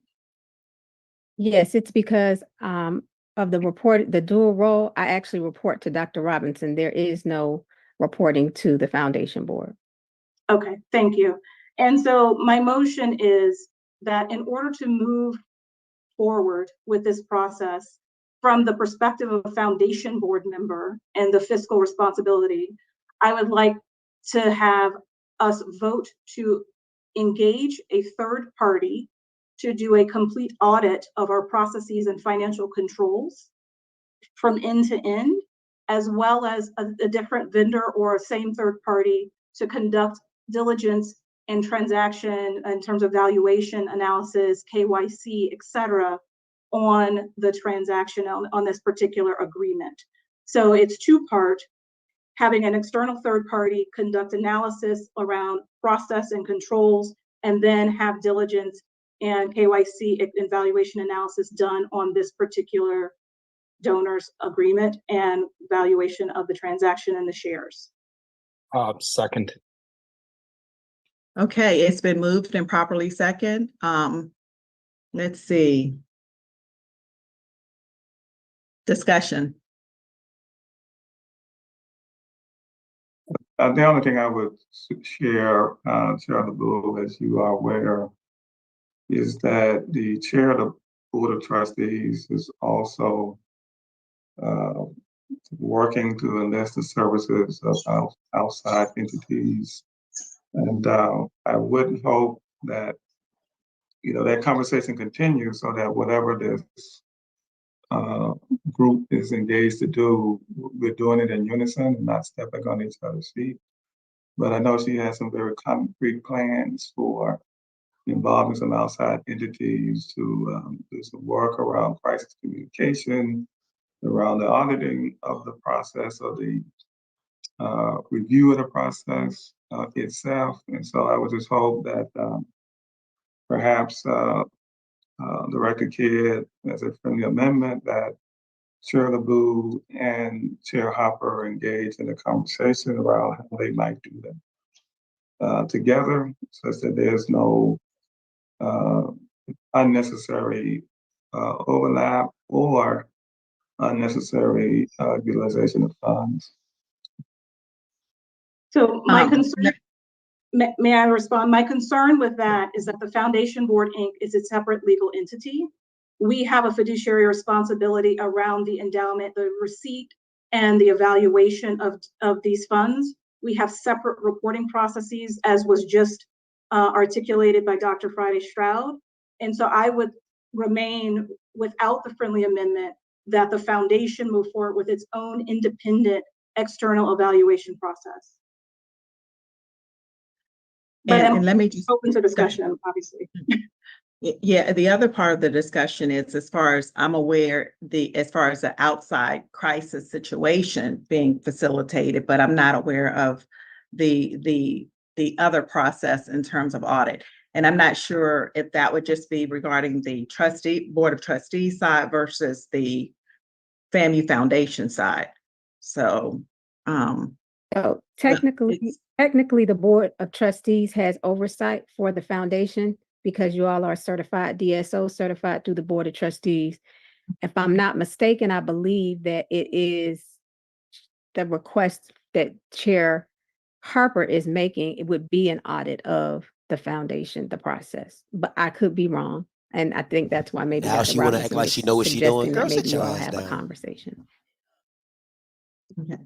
Well, Director Kidd's motion is still Director Neighbors and Director Director Abney. Abney, Director Abney was first. I'll defer. Go ahead. But you're on I'm mute. sorry, I was on mute. My concern is that I believe I understood Dr. Robinson to say that this matter is being put on hold. So I'm concerned about expending resources when it's still been evaluated. And I think he also said we don't want to duplicate resources and step on each other's toes. So I would defer to the Board of Trustees, who's responsible for the oversight of the Foundation Board, before we engage someone to launch a separate investigation. Vice Chair Neighbors. Yeah, I concur with Director Abney. It seems like we are ahead of we're with the decision to hold, right? That has its own impact, but I still am very, very deliberate about respecting the division of responsibility as between the Board of Trustees and the Foundation Board.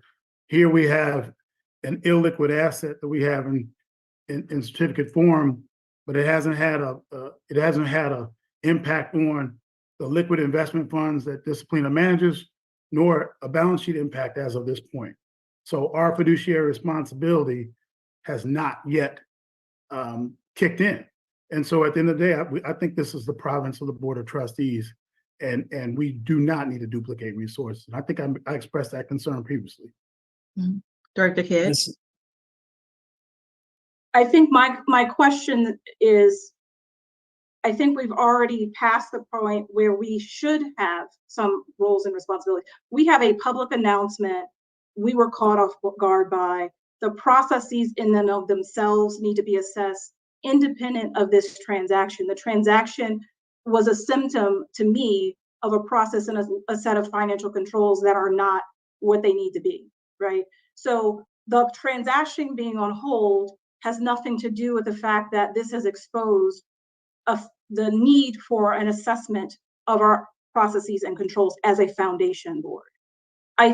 If we have a third party that's coming in that the trustees have engaged on the scope of work, the chair, it's up to you to coordinate with chair of the trustees to make sure that we're coordinated. I have no concern about that, but I want to make sure that as an independent entity, we address the issues within our entity as a board, period.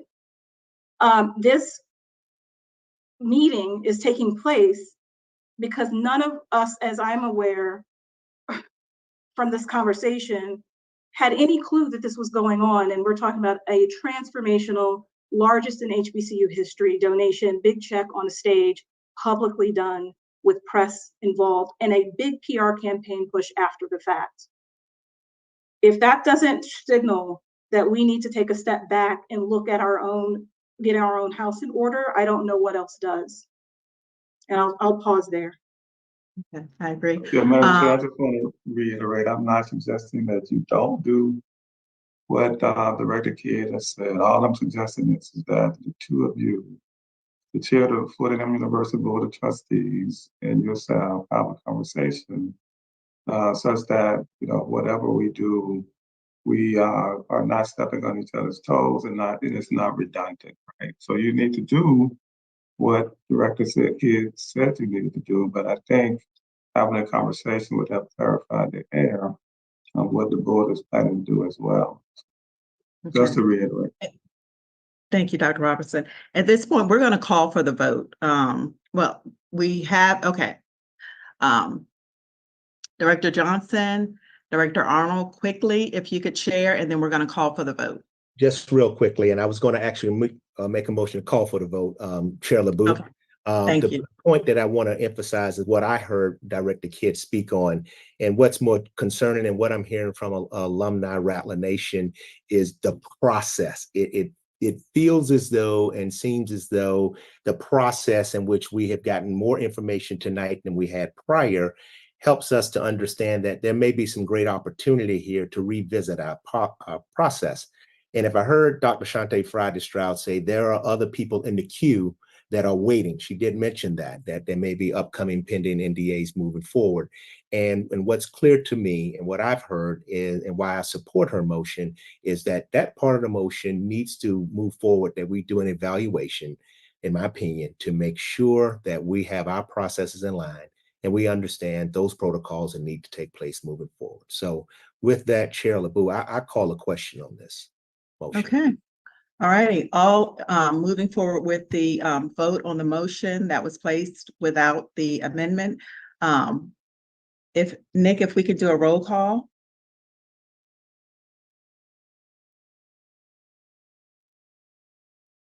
Director LeBeau, before we do the roll call vote, would you just reiterate what the vote is for?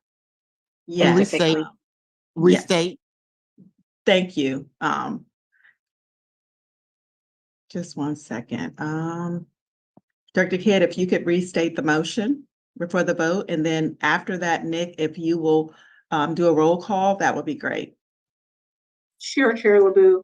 The motion on the floor is that we as a foundation board take up the charge of hiring an external third-party audit of our processes and financial controls with relation to end-to-end financial controls of the foundation, as well as an evaluation of the transaction and the process around third-party valuation, KYC, et cetera, related to the existing transaction that is on the table. But it's really about focus on bringing in a third party to do an assessment of our process from end to end and our financial controls as a foundation. Thank you. Okay. Nick, if you will proceed with the roll call. Chair Lisa LeBeau. You have two hands up, Chair LeBeau, but the question's been called, so it's your prerogative as to whether or not they acknowledge those or not, but there are two additional questions.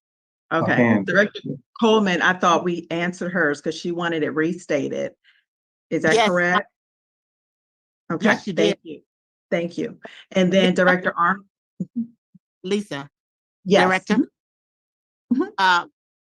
We did, and that's why I wanted to restate it. Am I understanding the motion to be all encompassing, or is it related to specifically these type of transactions? I thought I heard a different nuance for the restatement than earlier in relation to our process around gifts and donations and private equity. So just wanted to clarify, are we talking about all processes that we're auditing or specifically related to our gifting process? Director Kidd, I'm going to let you answer that. So the intent is that we take a look end to end at our processes related to giving and gifting and this whole receipt of transactions. How do we handle money that's coming in, which in theory is all encompassing of the foundation activities. That's what we do. So it's not. Oh, go ahead. I'm sorry. Yes. Okay. If it's the giving part, I understand. That's what I was trying to clarify. Yeah, that's the intent, is that we look at the process of this and in addition to that and how it relates to the financial controls around it. So as an example, we have staff doing 9-figure transactions that we don't even know about in our name. So how does that work? How do we do an end-to-end process review, but have the third party do that? We need someone externally. We need an external evaluation of processes and financial controls, is my motion. Okay. Granted, but the word all encompassing was in the first motion. I think we should relate it to what you just said around our giving process. Because you use all encompassing, that's a very broad statement when you think about the scope of what this could be versus specifically related to our giving and receipt of funds related to these donations. It should be, go ahead, sorry.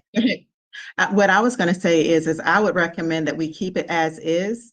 And as we move forward through the process, we can evaluate whether or not it needs to be more all-encompassing based on what the third party would recommend versus us limiting it to one area. Because if we get a third party who could come in and evaluate and give recommendations, it may be something that we didn't even think about that could actually help us to improve what we're doing in the situation that we're currently facilitating or dealing with, so to speak.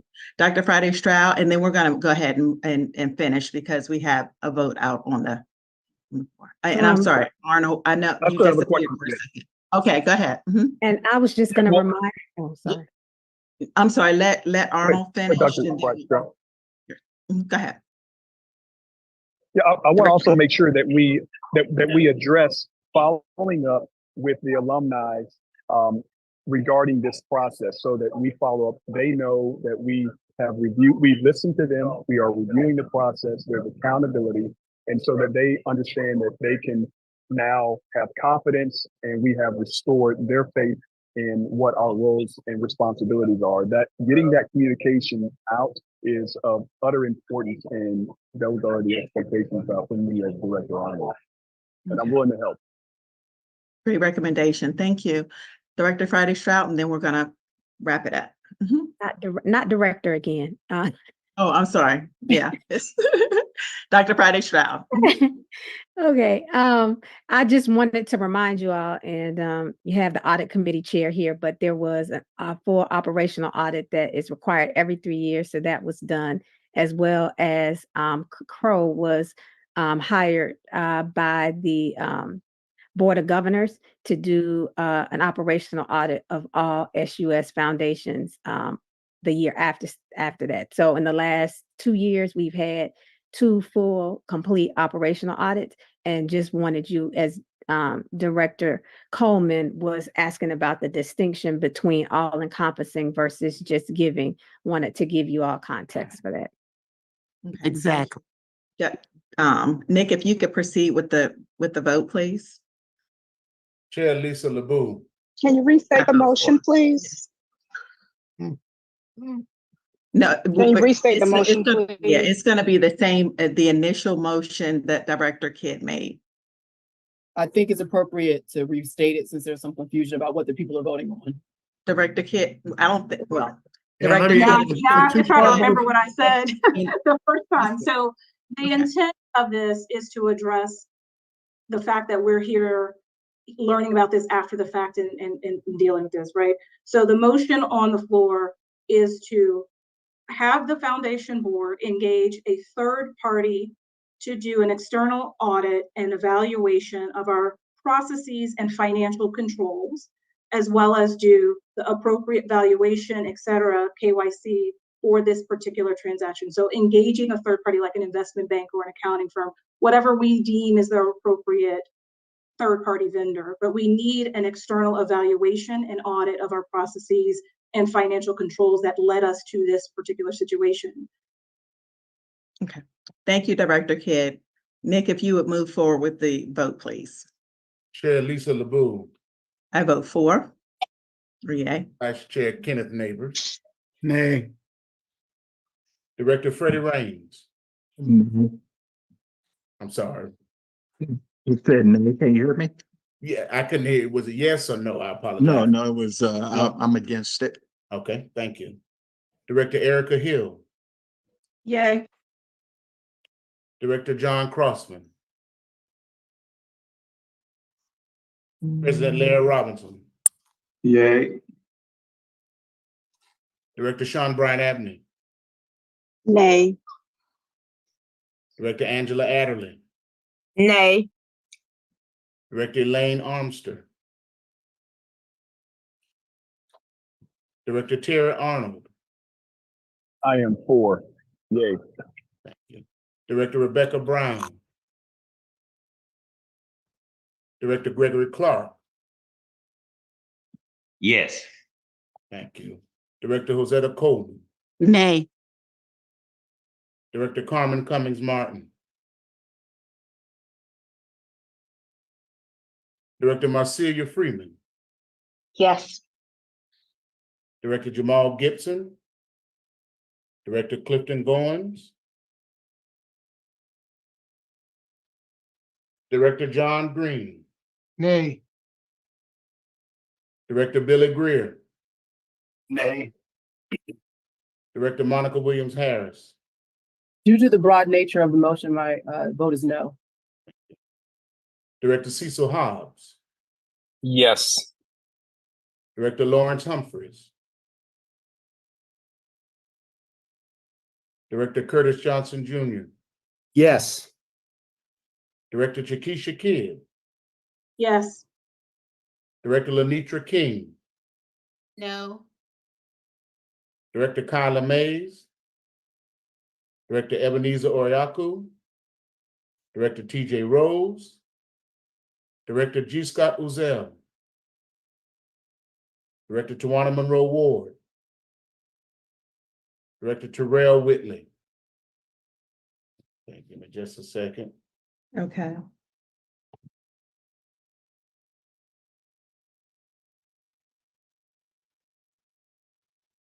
It is a tie, Madam Chair. We have 9 voted for the motion and 9 voted against it. Okay, how do you facilitate that situation? And there were actually some people, Carmen is on the line, but I didn't hear a vote from Carmen. So if we can, I'll remind everyone that you must vote yea or nay. There's no abstentions unless there's a conflict. Madam Chair, does a quorum still exist? Hey there, I'm here. No. Okay. So that's 9 yays and 10 noes, Madam Chair.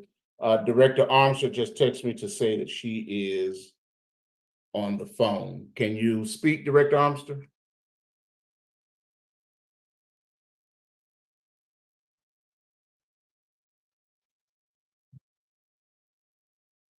Four, 889. Let me see if I can bring her over.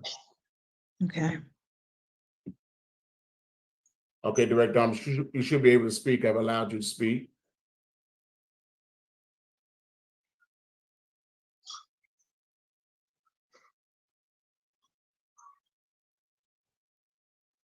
Hello, Director Armstrong. Good evening. Hi. Hi there. Yes, I'm sorry, I'm traveling in rural America. I lost internet, but I did hear the roll call vote. My vote is yes. We're back to a tie. 10 for, 10 against. Has And anyone not voted? did we have everyone that was present to vote? Let's see. Director Adderley, did she vote? Yes, ma'am, she voted. Okay, all right. Director Humphreys texted me his vote. His vote was nay. Does he need to jump on the line? I have the text, Attorney Haygood. I think that the text is good enough. Okay, all right. So that's now 10 yeses, 11 noes. So the motion fails, Madam Chair. Okay. All right, moving forward, second. With that said, let's, hold on one second.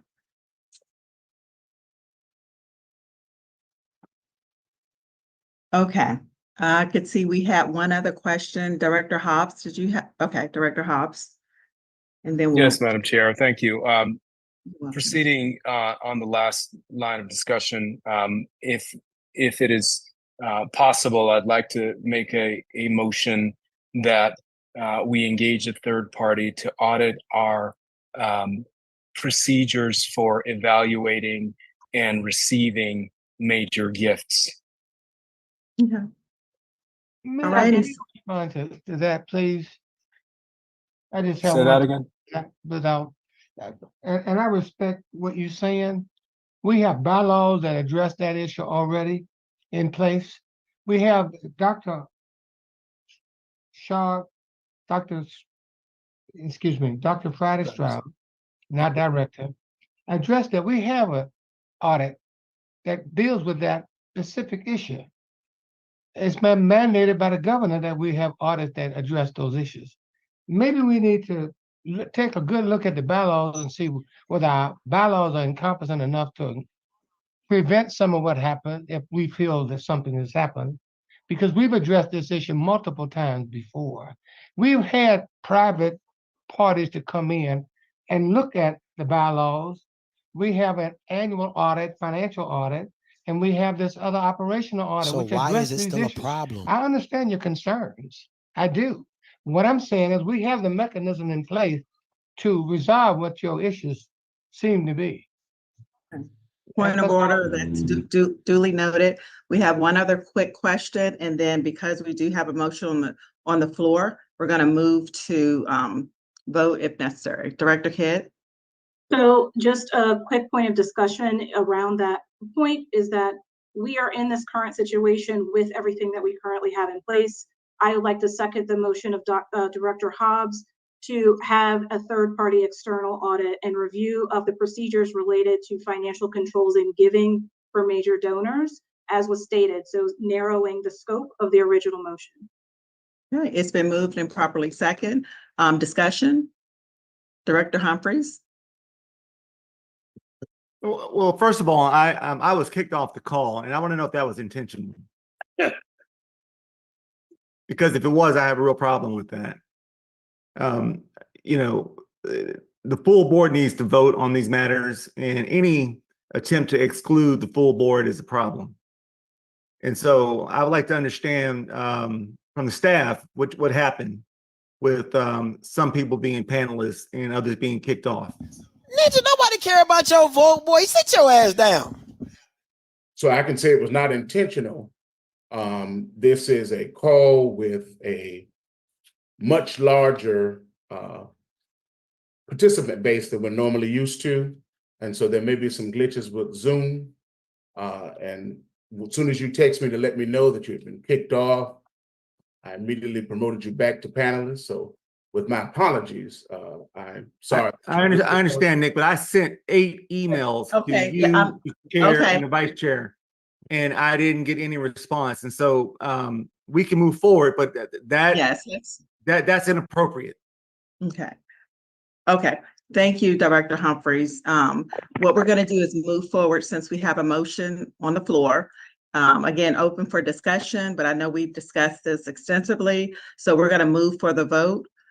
Nick, if you could do Madam roll call. Chair, may I please ask a question? Yes, quickly, please, because we are at 7:08. It's a very quick question. Sure. And just actually, it's for Director Green. Is it, as the chair of the audit committee, are you saying that the audits that are currently done address of the major gift donation process? Bylaws do, and the operational audit looks at the bylaws to see if we're implementing that. And we have a financial audit as well. Thank you. Mandated, and another audit is mandated by the governor for the same very reason you're raising the issue. I do want to make a point. In our bylaws, it also states that the chair is responsible for signing contracts. How is that facilitated with where we are today? And that's just a comment. Vice Chair Neighbors? Yeah, I mean, again, I love process, but I think, I did not expect us to be taking a vote on, I expected us to hear information. And so I think, once again, we need to do our diligence. Director Green, who's very tenured, has articulated that we already have things in writing, and then there's a process for the auditor to get valuations.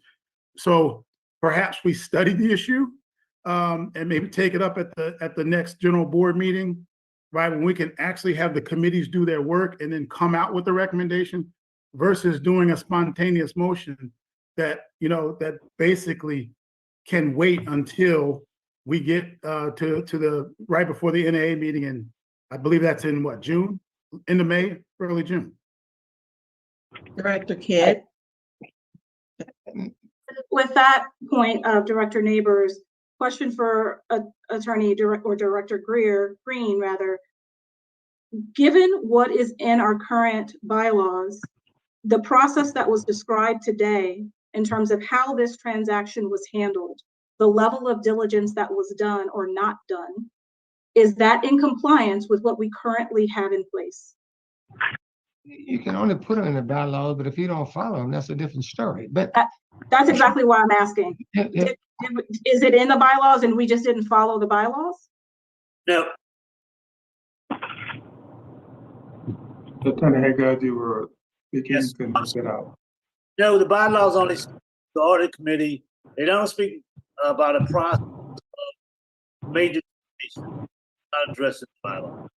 Thank you, Attorney Haga. That's exactly my point as to why we're asking for an external audit to look at process and financial controls, because that is not part of our bylaws. And I didn't think I had read that there. And so what's addressed in those audits by looking at the bylaws as they currently sit is how we're in this position we are in right now. Well, the bylaw, and it says that the audit, I'm trying to find it. Okay, at this point, I mean, Attorney Haygood, are you searching for something or?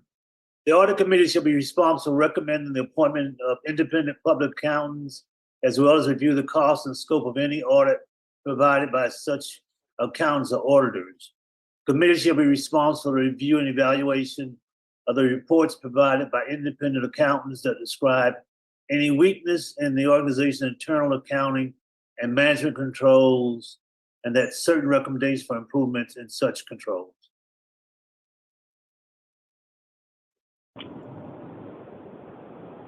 I guess my comment is that the audit committee was also not a part of this process. They were not included or contacted either. Is that correct? Yeah, but their responsibility is to provide the audits I think are being called for.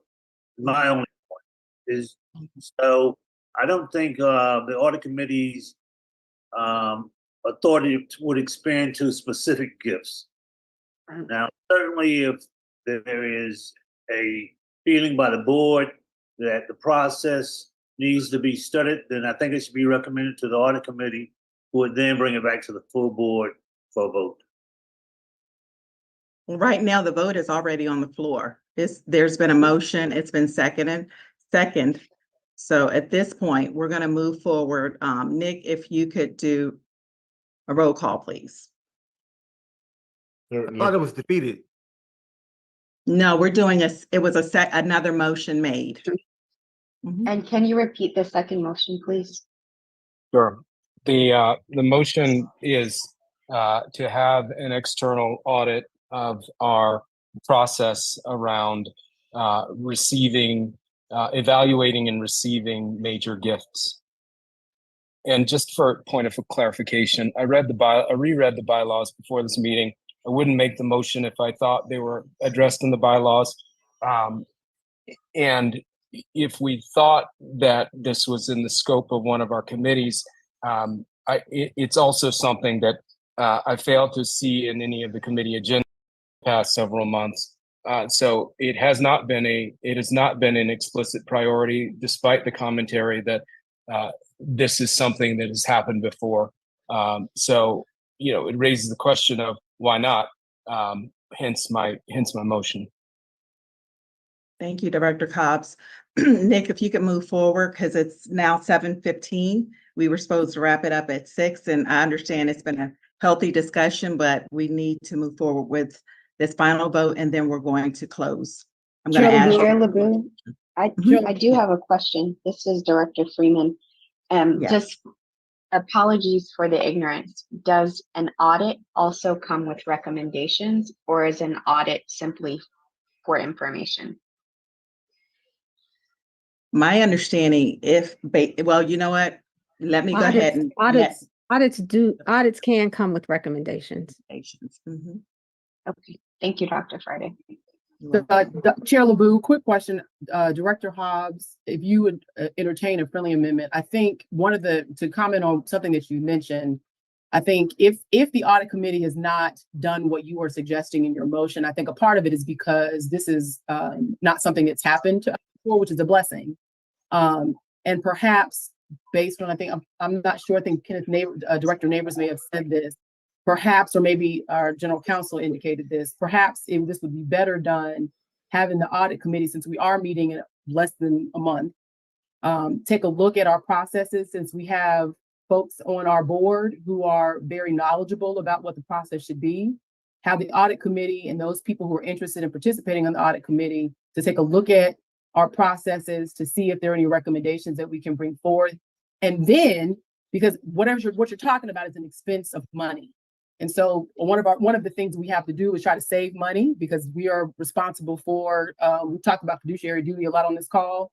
And perhaps the first step may be to talk to the audit committee, we can meet in at our meeting in May, have a conversation with the audit committee and take a look at our processes, because I think process is an issue, and I do share that concern. Take a look at the processes to determine, use the talents that we have to determine if there's a better way to formalize a process for major gifts, then bring that back to the board, and then we can perhaps hire a third party if we can't land on something there. So I'm not sure if you'd be interested in entertaining that, but that would be my suggestion. Fair. I think that's a productive use of the board's resources. I do, however, think that such a committee, such an effort should include the development committee, since to me this is one of those situations that doesn't fall squarely in any individual committee, and perhaps that's where the white space is here. It needs to be both. And I think that's fair. And I think that there may be time to amend the agenda, but I think we have a wealth of talent on this board. I think we should tap into that talent base here. You and Director Kidd and some other people are much more knowledgeable. I'm a lawyer. I don't deal in finances, but I think that we have a wealth of knowledge on this board that we can utilize. And if it's a combination of the development committee and the audit committee, that may be the first step to come back before the board with a set of recommendations to look at the processes that we currently have and stream stream them better. I'm a lost for word because it's late and I haven't eaten today. But to have those two committees work together to provide recommendations to the full board about what the processes should be, that would be my recommendation. But that's a friendly amendment to your motion if you're willing to accept it. I'm willing to accept that. Well said. I second the amended friendly amendment to the motion as Director Hobbs put forward. Okay, it's been second. Nick, we're going to call for the vote. All right, Chair Lisa And you LeBeau. may need to repeat the motion, Yes. please. Yes. You will repeat the motion, please. Yeah, so the amendment to the motion is, the amended motion is that we have an internal multidisciplinary committee evaluate and identify and evaluate a process for evaluating and accepting major gifts with an implicit understanding that if it appears to continue to be inadequate, that we then bring forward recommendations for closing that gap, either through, I'll leave it at that. Yeah, for simplicity's sake. And that includes financial controls, correct, Director Hobbs? That does. Thank you. Okay. Nick? Chair Lisa LeBeau. Yay. Vice Chair Kenneth Neighbors. Yay. Director Freddie Raines. That's a yay, sir. Well, thank you. Director Erica Hill. Yes. Director John Crossman. President Larry Robinson. Aye. Director Sean Bryant Abney. Yes. Director Angela Adderley. Yes. Director Elaine Armstrong. Yes. Director Terry Arnold. Yes. Director Rebecca Brown. Director Gregory Clark. Yes. Director Josetta Coleman. Yes. Director Carmen Cummings Martin. Yes. Director Marcelia Freeman. Yes. Director Jamal Gibson. Director Clifton Goins. Director John Green. Yes. Director Billy Greer. Yes. Director Monica Williams Harris. Yes. Director Cecil Hobbs. Yes. Director Lawrence Humphries, Yes. Director Curtis Johnson Jr., Yes. Director Chakisha King, Yes. Director Lenitra King, Yes. Director Kyla Mays, Yes. Director Ebenezer Oriaku, Director TJ Rose, Director G. Scott Uzel, Director Tawana Monroe Ward, Director Terrell Whitley. Madam Chair, the motion carries. Thank you, Nick. Are there any other items to come before the board? May I have a motion for adjournment? Director. So moved, Madam Chair, Director Officer. Okay, I'll it's been second moved. it, Madam. Thank you. It's been moved and properly second. Y'all have a good night, healthy discussion, and Without objection. we're gonna move forward. All righty. Thank Thank you. you. Good night. Take care. Take care. Good night.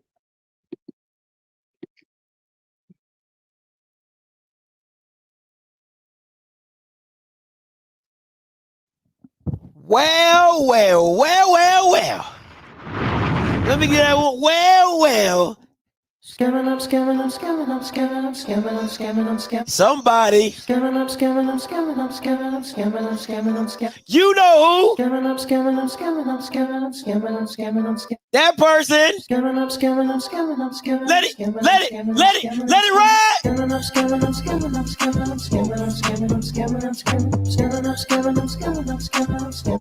Somebody scamming. Somebody. But listen, let's in all jokes aside, I'm gonna open the call lines up and get a few calls in here. We're gonna get up out of here. Listen, at the end of the day, man, first of all, I need to get a shirt with kid face. Merch pack, I know you in here somewhere. I'm hitting. Listen, I'm gonna send you this picture that I took, and I need this on a shirt ASAP. Okay? Let me see where I can find my. What happened? What happened to my shirt? I gotta get this. I gotta get kid's face on the shirt. Somebody find me her Facebook profile. I gotta get that lady on the shirt. Talk your shit, cause that lady is legit. Here we go. I'm putting this on the shirt right here. Oh, it's too small. Let me see if I can zoom in. Nah, I got it. But okay. There are 2 participants in the conference. All participants are muted. Going 8952 coming to you. Hey, calling you live. Hey, what's up? Hey, so what's your name? I watched the whole meeting. What's your name? So this board, my name's Alex. Oh, go ahead, Alex. Go ahead. This board is trying to sweep this whole situation underneath the rug.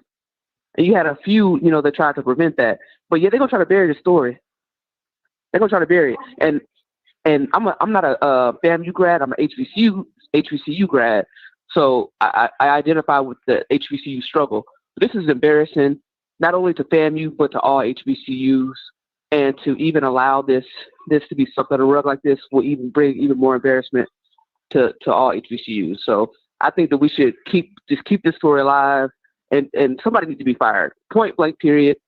I say the president, because if you're going over the board's head and just doing whatever you want, you're not a king. You know what I mean? So he needs to go. He got to go. And that's all I got to say. Hey, appreciate the call. Listen,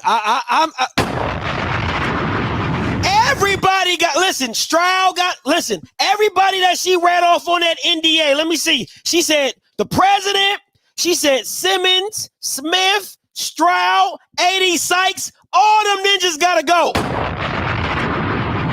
They all have got to go. JB, coming to you. Scotty, how you doing, sir? What's up, man? All right, so watching that board meeting, I wasn't surprised, but I want to say something that's going to be a little bit different here. This is going to happen again at another university. And I'm going to say that for one very, very simple reason. One thing in the HBCU space, I'm sure, Scotty, you're learning this, is the fact that we love the spotlight, we love clicks, we love a big story. And if they did their due diligence, they would have said, hey, this doesn't smell right. But what do? We say, hey, let's work with a black business. Or say, hey, let's give brothers a chance. Or also the same people say, well, you should fire this person, but she's a sister, she's an HBCU, whatever. We'll find whatever ways to justify not get rid of someone because we believe that everyone can be rehabilitated, everyone deserves second, third, fourth chances to better themselves, etc. This is why these things keep happening. In terms of audits taking place, they won't happen either because an audit will uncover some things that maybe people don't know. I disagree. Yet. I disagree. So I disagree. See, listen. Okay, go ahead. Listen, this is my thing. You got to keep everything in perspective. FAMU has had audits. FAMU has. The lady said it. Listen, I didn't want to hear nothing Strauss said, but she's right. They've had third parties come in and do audits, right? The thing is if you allow people to do what they want to do outside of a bylaw or not understanding, or this is what I will give you, HBCUs do double book people in different jobs. How is she the dean of business and she's the executive director of the foundation board? No. You can't do both things, but this isn't an HBCU issue. Why? Because Miles, which is in a lesser profile than FAM, said, we're not taking that. Something doesn't look right with it, right? So to me, there's bylaws that were overlooked or that are not specific enough, right? And then you have people who this is my issue. You have people who are not experts trying to do things that are above their purview. And Ms. Kidd said it perfectly. She's the highlight of this whole board meeting. She said, you have a 9-figure transaction. And people who are running this did not run it by anybody in the right purview. That makes no sense. A life-changing amount of money, and you didn't feel the need to bring it in front of the foundation nor the chair. Are we kidding me? Are we kidding ourselves right now? That's just you want this. You know what it comes down to? It comes down to pride. The people that were a part of the NDA wanted to be a part of the headline. They wanted to be in the know. So now this is why I say they all got to be fired. Because if it was real, you want all the accolades. You want all the showers. But now that we found out it's fake and phony, you got to take all the blame. You got to take all the blame. But go ahead, JB. Last point. Got a lot of callers. And Scott, I was just about to make that point too, man. This is all about people want the headlines. They want the clicks. They want to they want to say, hey, I did this. And then, of course, when people go through what they're supposed to, people want to ask questions. And the one thing that people who have pride actually want to have like the spotlight, they don't want to be questioned because they don't want anything to take their shine away because they feel that someone's going to take it before them, so their egos get hurt. But yeah, that's what I heard. Hey, appreciate it, JB. 6460 coming to you. I see everybody on the call lines. I promise I'm gonna get to you. 6460, you live. What's going on, Scott? This is Danny Glover from TSU, man. How you doing, bro? What's up, man? What's up, DG? Talk to me. Man, not too much, man. I don't check in often, man, but I saw this happening from the beginning. This scam has been pulled on the community side for about the last decade now, from Jay Morrison, and the line goes down. But the one thing I want to point out, when they were questioning Friday about the two wealth screenings they did a first wealth screening, and then all of a sudden this joker wanted to change it because Spellman announced their announcement before his, and so they increased it. That should have been the first red flag that you was dealing with an idiot. The second point I want to make is checks and balance failed throughout this entire process, and something has to be happening, man. But appreciate the work you do, man. But yeah, that's crazy, bro. It absolutely is crazy, man. Appreciate the call, though, DG. Let me do my girl. I want to do my lady. I want to do Chiquisa Kid right. I gotta get a good photo. I don't want to do her dirty. You know what I'm saying? Caught her on the women like at least get my good side. You know what I'm saying? So let me get a good picture of Miss Kid real quick before I go to these call lines. Just want to do it right. You know what I'm saying? That's the least I can do. Cause she is the player. She is the player of the game. You know what I'm saying? She is the MVP of this whole thing. Shout out to Chiquisa Kid, MVP of this whole thing. 2589 coming to you. Dude, Yeah, you live. 2589, you live. yeah, I just want to say, man, as a former FAMU student, to be honest with you, we can't get rid of Fried Straub. She is probably one of the people that brings one of the most money to FAMU, other than our AD that we had. So at the end of the day, she got scammed. I agree, she got scammed, but at the same time, we can't get upset that she got scammed. How can we Now, not? we do need to have. Listen. But when you Listen, hold on. Let me stop you right there. Let me explain something to you. If you're working a job, because you got to get emotion out of it. This is my issue. People get too emotional because I know you. I'm a friend. If you're working a job, if you had somebody underneath of you who was your accountant and they had done right by you, and then they bring you something and it's false, and then you make a public statement about it, and they leave you out to dry, because that's really what Stroud did to FAMU. She left FAMU out to dry. This is going to be a national story once everything settles. I don't give a damn how close we are. You got to go. That is just business. That's just business. I don't care what you're talking about. But when it comes to business too, you also get 3 strikes. So this might be, out of all the things that Strike has done for the university, to be honest with you, this was, yes, I agree, this was a big strike. Everybody else should go, but I agree we need to keep Fried Strike, because yes, she did mess up, and it was a big fuck up. This but isn't, sir. At the end of the day, she's one of our major Come on, bro. You gotta be. for the university. No, man. No, I'm not letting that slide, bro. Because this isn't I'm not saying. Listen. You saying let it slide. We can hold somebody as a manager. You can hold somebody accountable for doing a bad job, but going on forward from here, like they said, you set up the process. No, listen to what I'm at. If this was a small mess up, let's say she overgave a kid for a scholarship. Maybe she overgave 10 kids for scholarships or something like that. That's a mess up. That's something you can sweep under the rug. This is a national story of you falsely getting scammed in one of the largest HBCU giving epidemics in the world. This is not a mess up. This is a fuck up. Like, it's two different things. So it doesn't matter. Like I said, we can agree to 3762 coming to you. Hey, Scott, it is Troy in Tampa. What's up, man? Talk to me. You know about what's supposed to go on at 8 o'clock. I ain't gonna really get into that, but something that everybody keep overlooking. Carter both issued the stock and gave the valuation. That should have been a red flag. Once you saw the valuation, the next thing is, let's look at the business. The business is the website. Like, everybody's leaving that out. The business is the website. The website doesn't work. So if the website doesn't work, the business doesn't work, and the valuation is flawed. So I am not one to call for anybody's head. That's not what I would like to do. However, when you have something this big in any other corporation, Coastal Carolina covered their behinds to make sure this wouldn't happen to them. How did this happen to FAMU?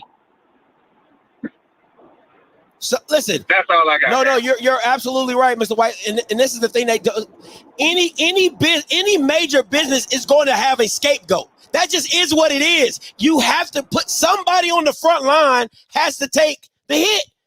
That's business. It's when you make a mistake and it falls on you and it blows up to the way that it blows up, somebody has to take accountability. And you're going to be the scapegoat because it came through your purview. You want to have 2 jobs? Take the responsibility of those 2 jobs. Exactly. Appreciate the call. All right, man. I'll see y'all later. All right, man. 4856 coming to you.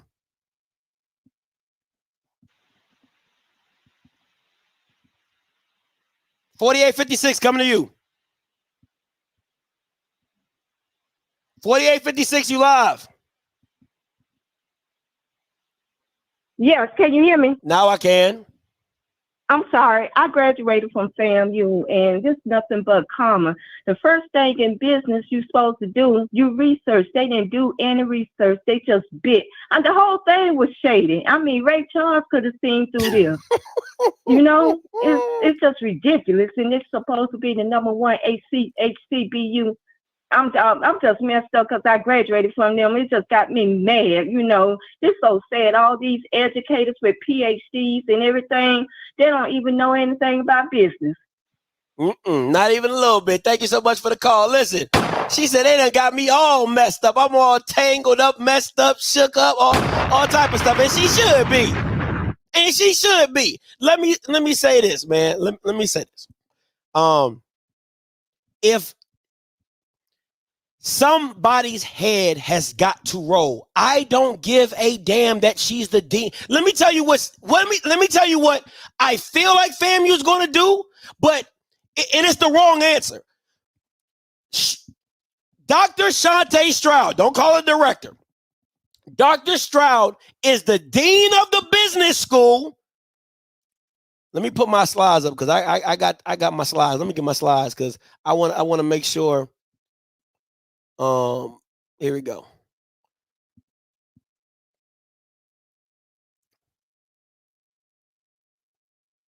Now,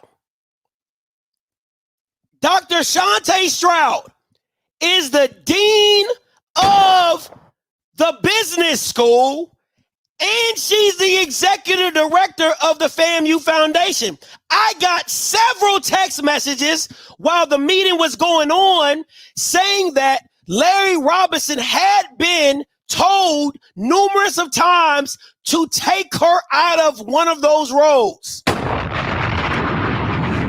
Several text messages from people that said, Scotty, listen, bro, I'm telling you, we told Larry Robinson to take her out of one of these roles.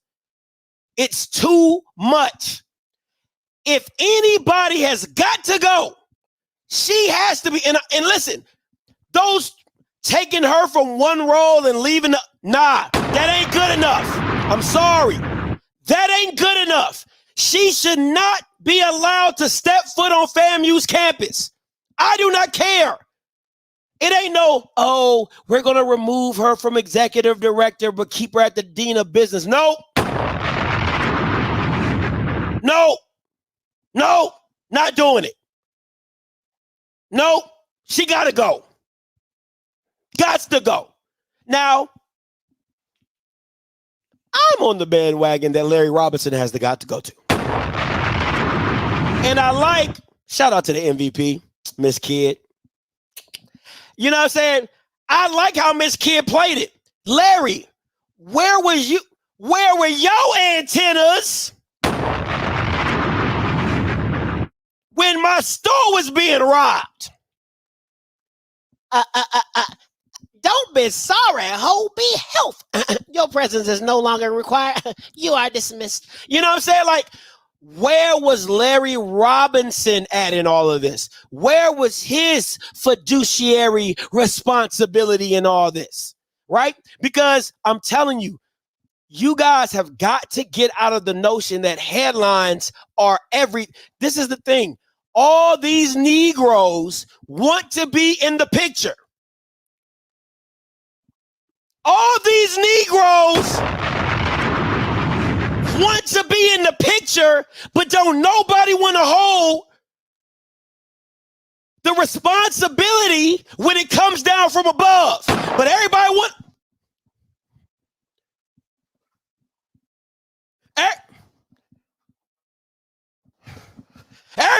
to be in the picture, though. Everybody wants to be in the picture. Everybody want to sign the document. So let me get this straight. Thank you, God. Let me get this straight. Stay with me for a minute. I got 700 of y'all. Just stay with me for a little bit. Let's break this down. Courtney Gaucher was fired as the AD for bringing a deal to the school that he never signed. I'm going to say that again. Courtney Gaucher was fired for bringing a deal to FAMU that he never signed. He was fired. Let go. But Larry, Stroud, Harper, A.D. Sykes, all these ninjas are a part of this damn deal, and all of them still got a job? I'm going to say it again for the slow people in the back. Courtney Gaucher, the former AD, was fired for bringing a deal to the institution that he did not sign. His name is nowhere on the paperwork. As a matter of fact, the deal was already in place. All he did was say, hey, this is another deal in place. If you partner with this deal, we should be able to work with you, because I signed my rights over to Mr. Campbell. Mr. Campbell has my rights. Mr. Campbell signs a deal with Mr. Bugs in perpetuity for me. Then I can essentially work with Mr. Bugs. Why? Because I signed my rights to Mr. Campbell. Mr. Campbell has my rights. He makes a deal with Mr. Bugs. Then Mr. Bugs can work with me. Courtney Gaucher got fired because of that. How does anybody that has their name on this piece of paper able to walk away unscathed? Unscathed. That is something FAMU people and alums and NAAs and all y'all Bamas, y'all need to process that. Y'all really need to process that, because if you're telling me Courtney Gaucher can get fired for a deal that he didn't sign, that he did not sign, that all he did was say, hey, they got our rights, they want to do something, I think that would be a great partnership, and we are allowed to do that. He gets fired, but you want to keep Dr. Stroud for the one who processed the whole thing? Oh, come on. Come on, man. Come on, man. Come on, man. Come on, man. This ain't right on any level. This ain't right on any level. Let me just say that. And I listen, I hope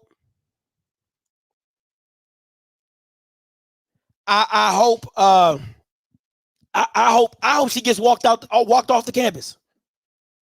I hope all of them get walked off the campus. Larry, Stroud, Harper, I don't give a damn who. All of them Bama's get walked off the campus. Because just like Miss Kidd said, at the end of the day, how the processes of this thing occurred, and that the Stroud should get fired off the simple notion. She said, well, everything we looked up, that's what we went by. Everything you looked up was off of Google, and it told you that he was legit? Dog, you dumber than a sack of rocks. You got to be kidding me. You have got to be kidding me. If you Googled him and did the deal, you slowed in a bag of rocks. 7431. Yo, this Bridges. What's up, Bridges? Talk to me. What's up? Man, somebody gotta get fired today. Somebody gotta get fired today, man. I don't know who, what, when, where, and why, but somebody gotta get fired. Got to. Yeah, man. But like my thing is this, bro. How many chances are like alumni gonna give him? Like, how many chances are we going to give him to keep messing up and be like, give him a pat on the back? Like, that's my thing. How many times do we gotta look like with egg on our face that he keep messing up, and we just saying, oh, okay, oh well. Like, this is foolishness. This is nonsense. He's been messing up since 2-3 years ago, and he's still there. Still there. So, like, something needs to happen because he's dead. He passed 3 strikes. He on his 6th. Crazy. But it's just, I don't know. I don't even know what to do. I don't even know what to say. But all I can say is this, bro.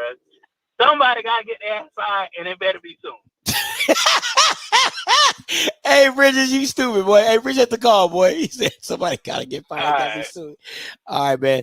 Listen, I'm about to get up out of here, man. Listen, I'm gonna do my best to chop this video up. I'm gonna have timestamps so you can send this out to whoever you want to send it out to. FAMU, Jackson, Southern. If you a FAMU alum, I'm going to pray for you. Get out of those SWAT groups as fast as possible. Okay? Get out them SWAT groups as fast as humanly possible because they coming. They coming. No Diddy. They coming for you. All right, listen, until next time, you know what I'm going to do. I'm going to holler. God bless.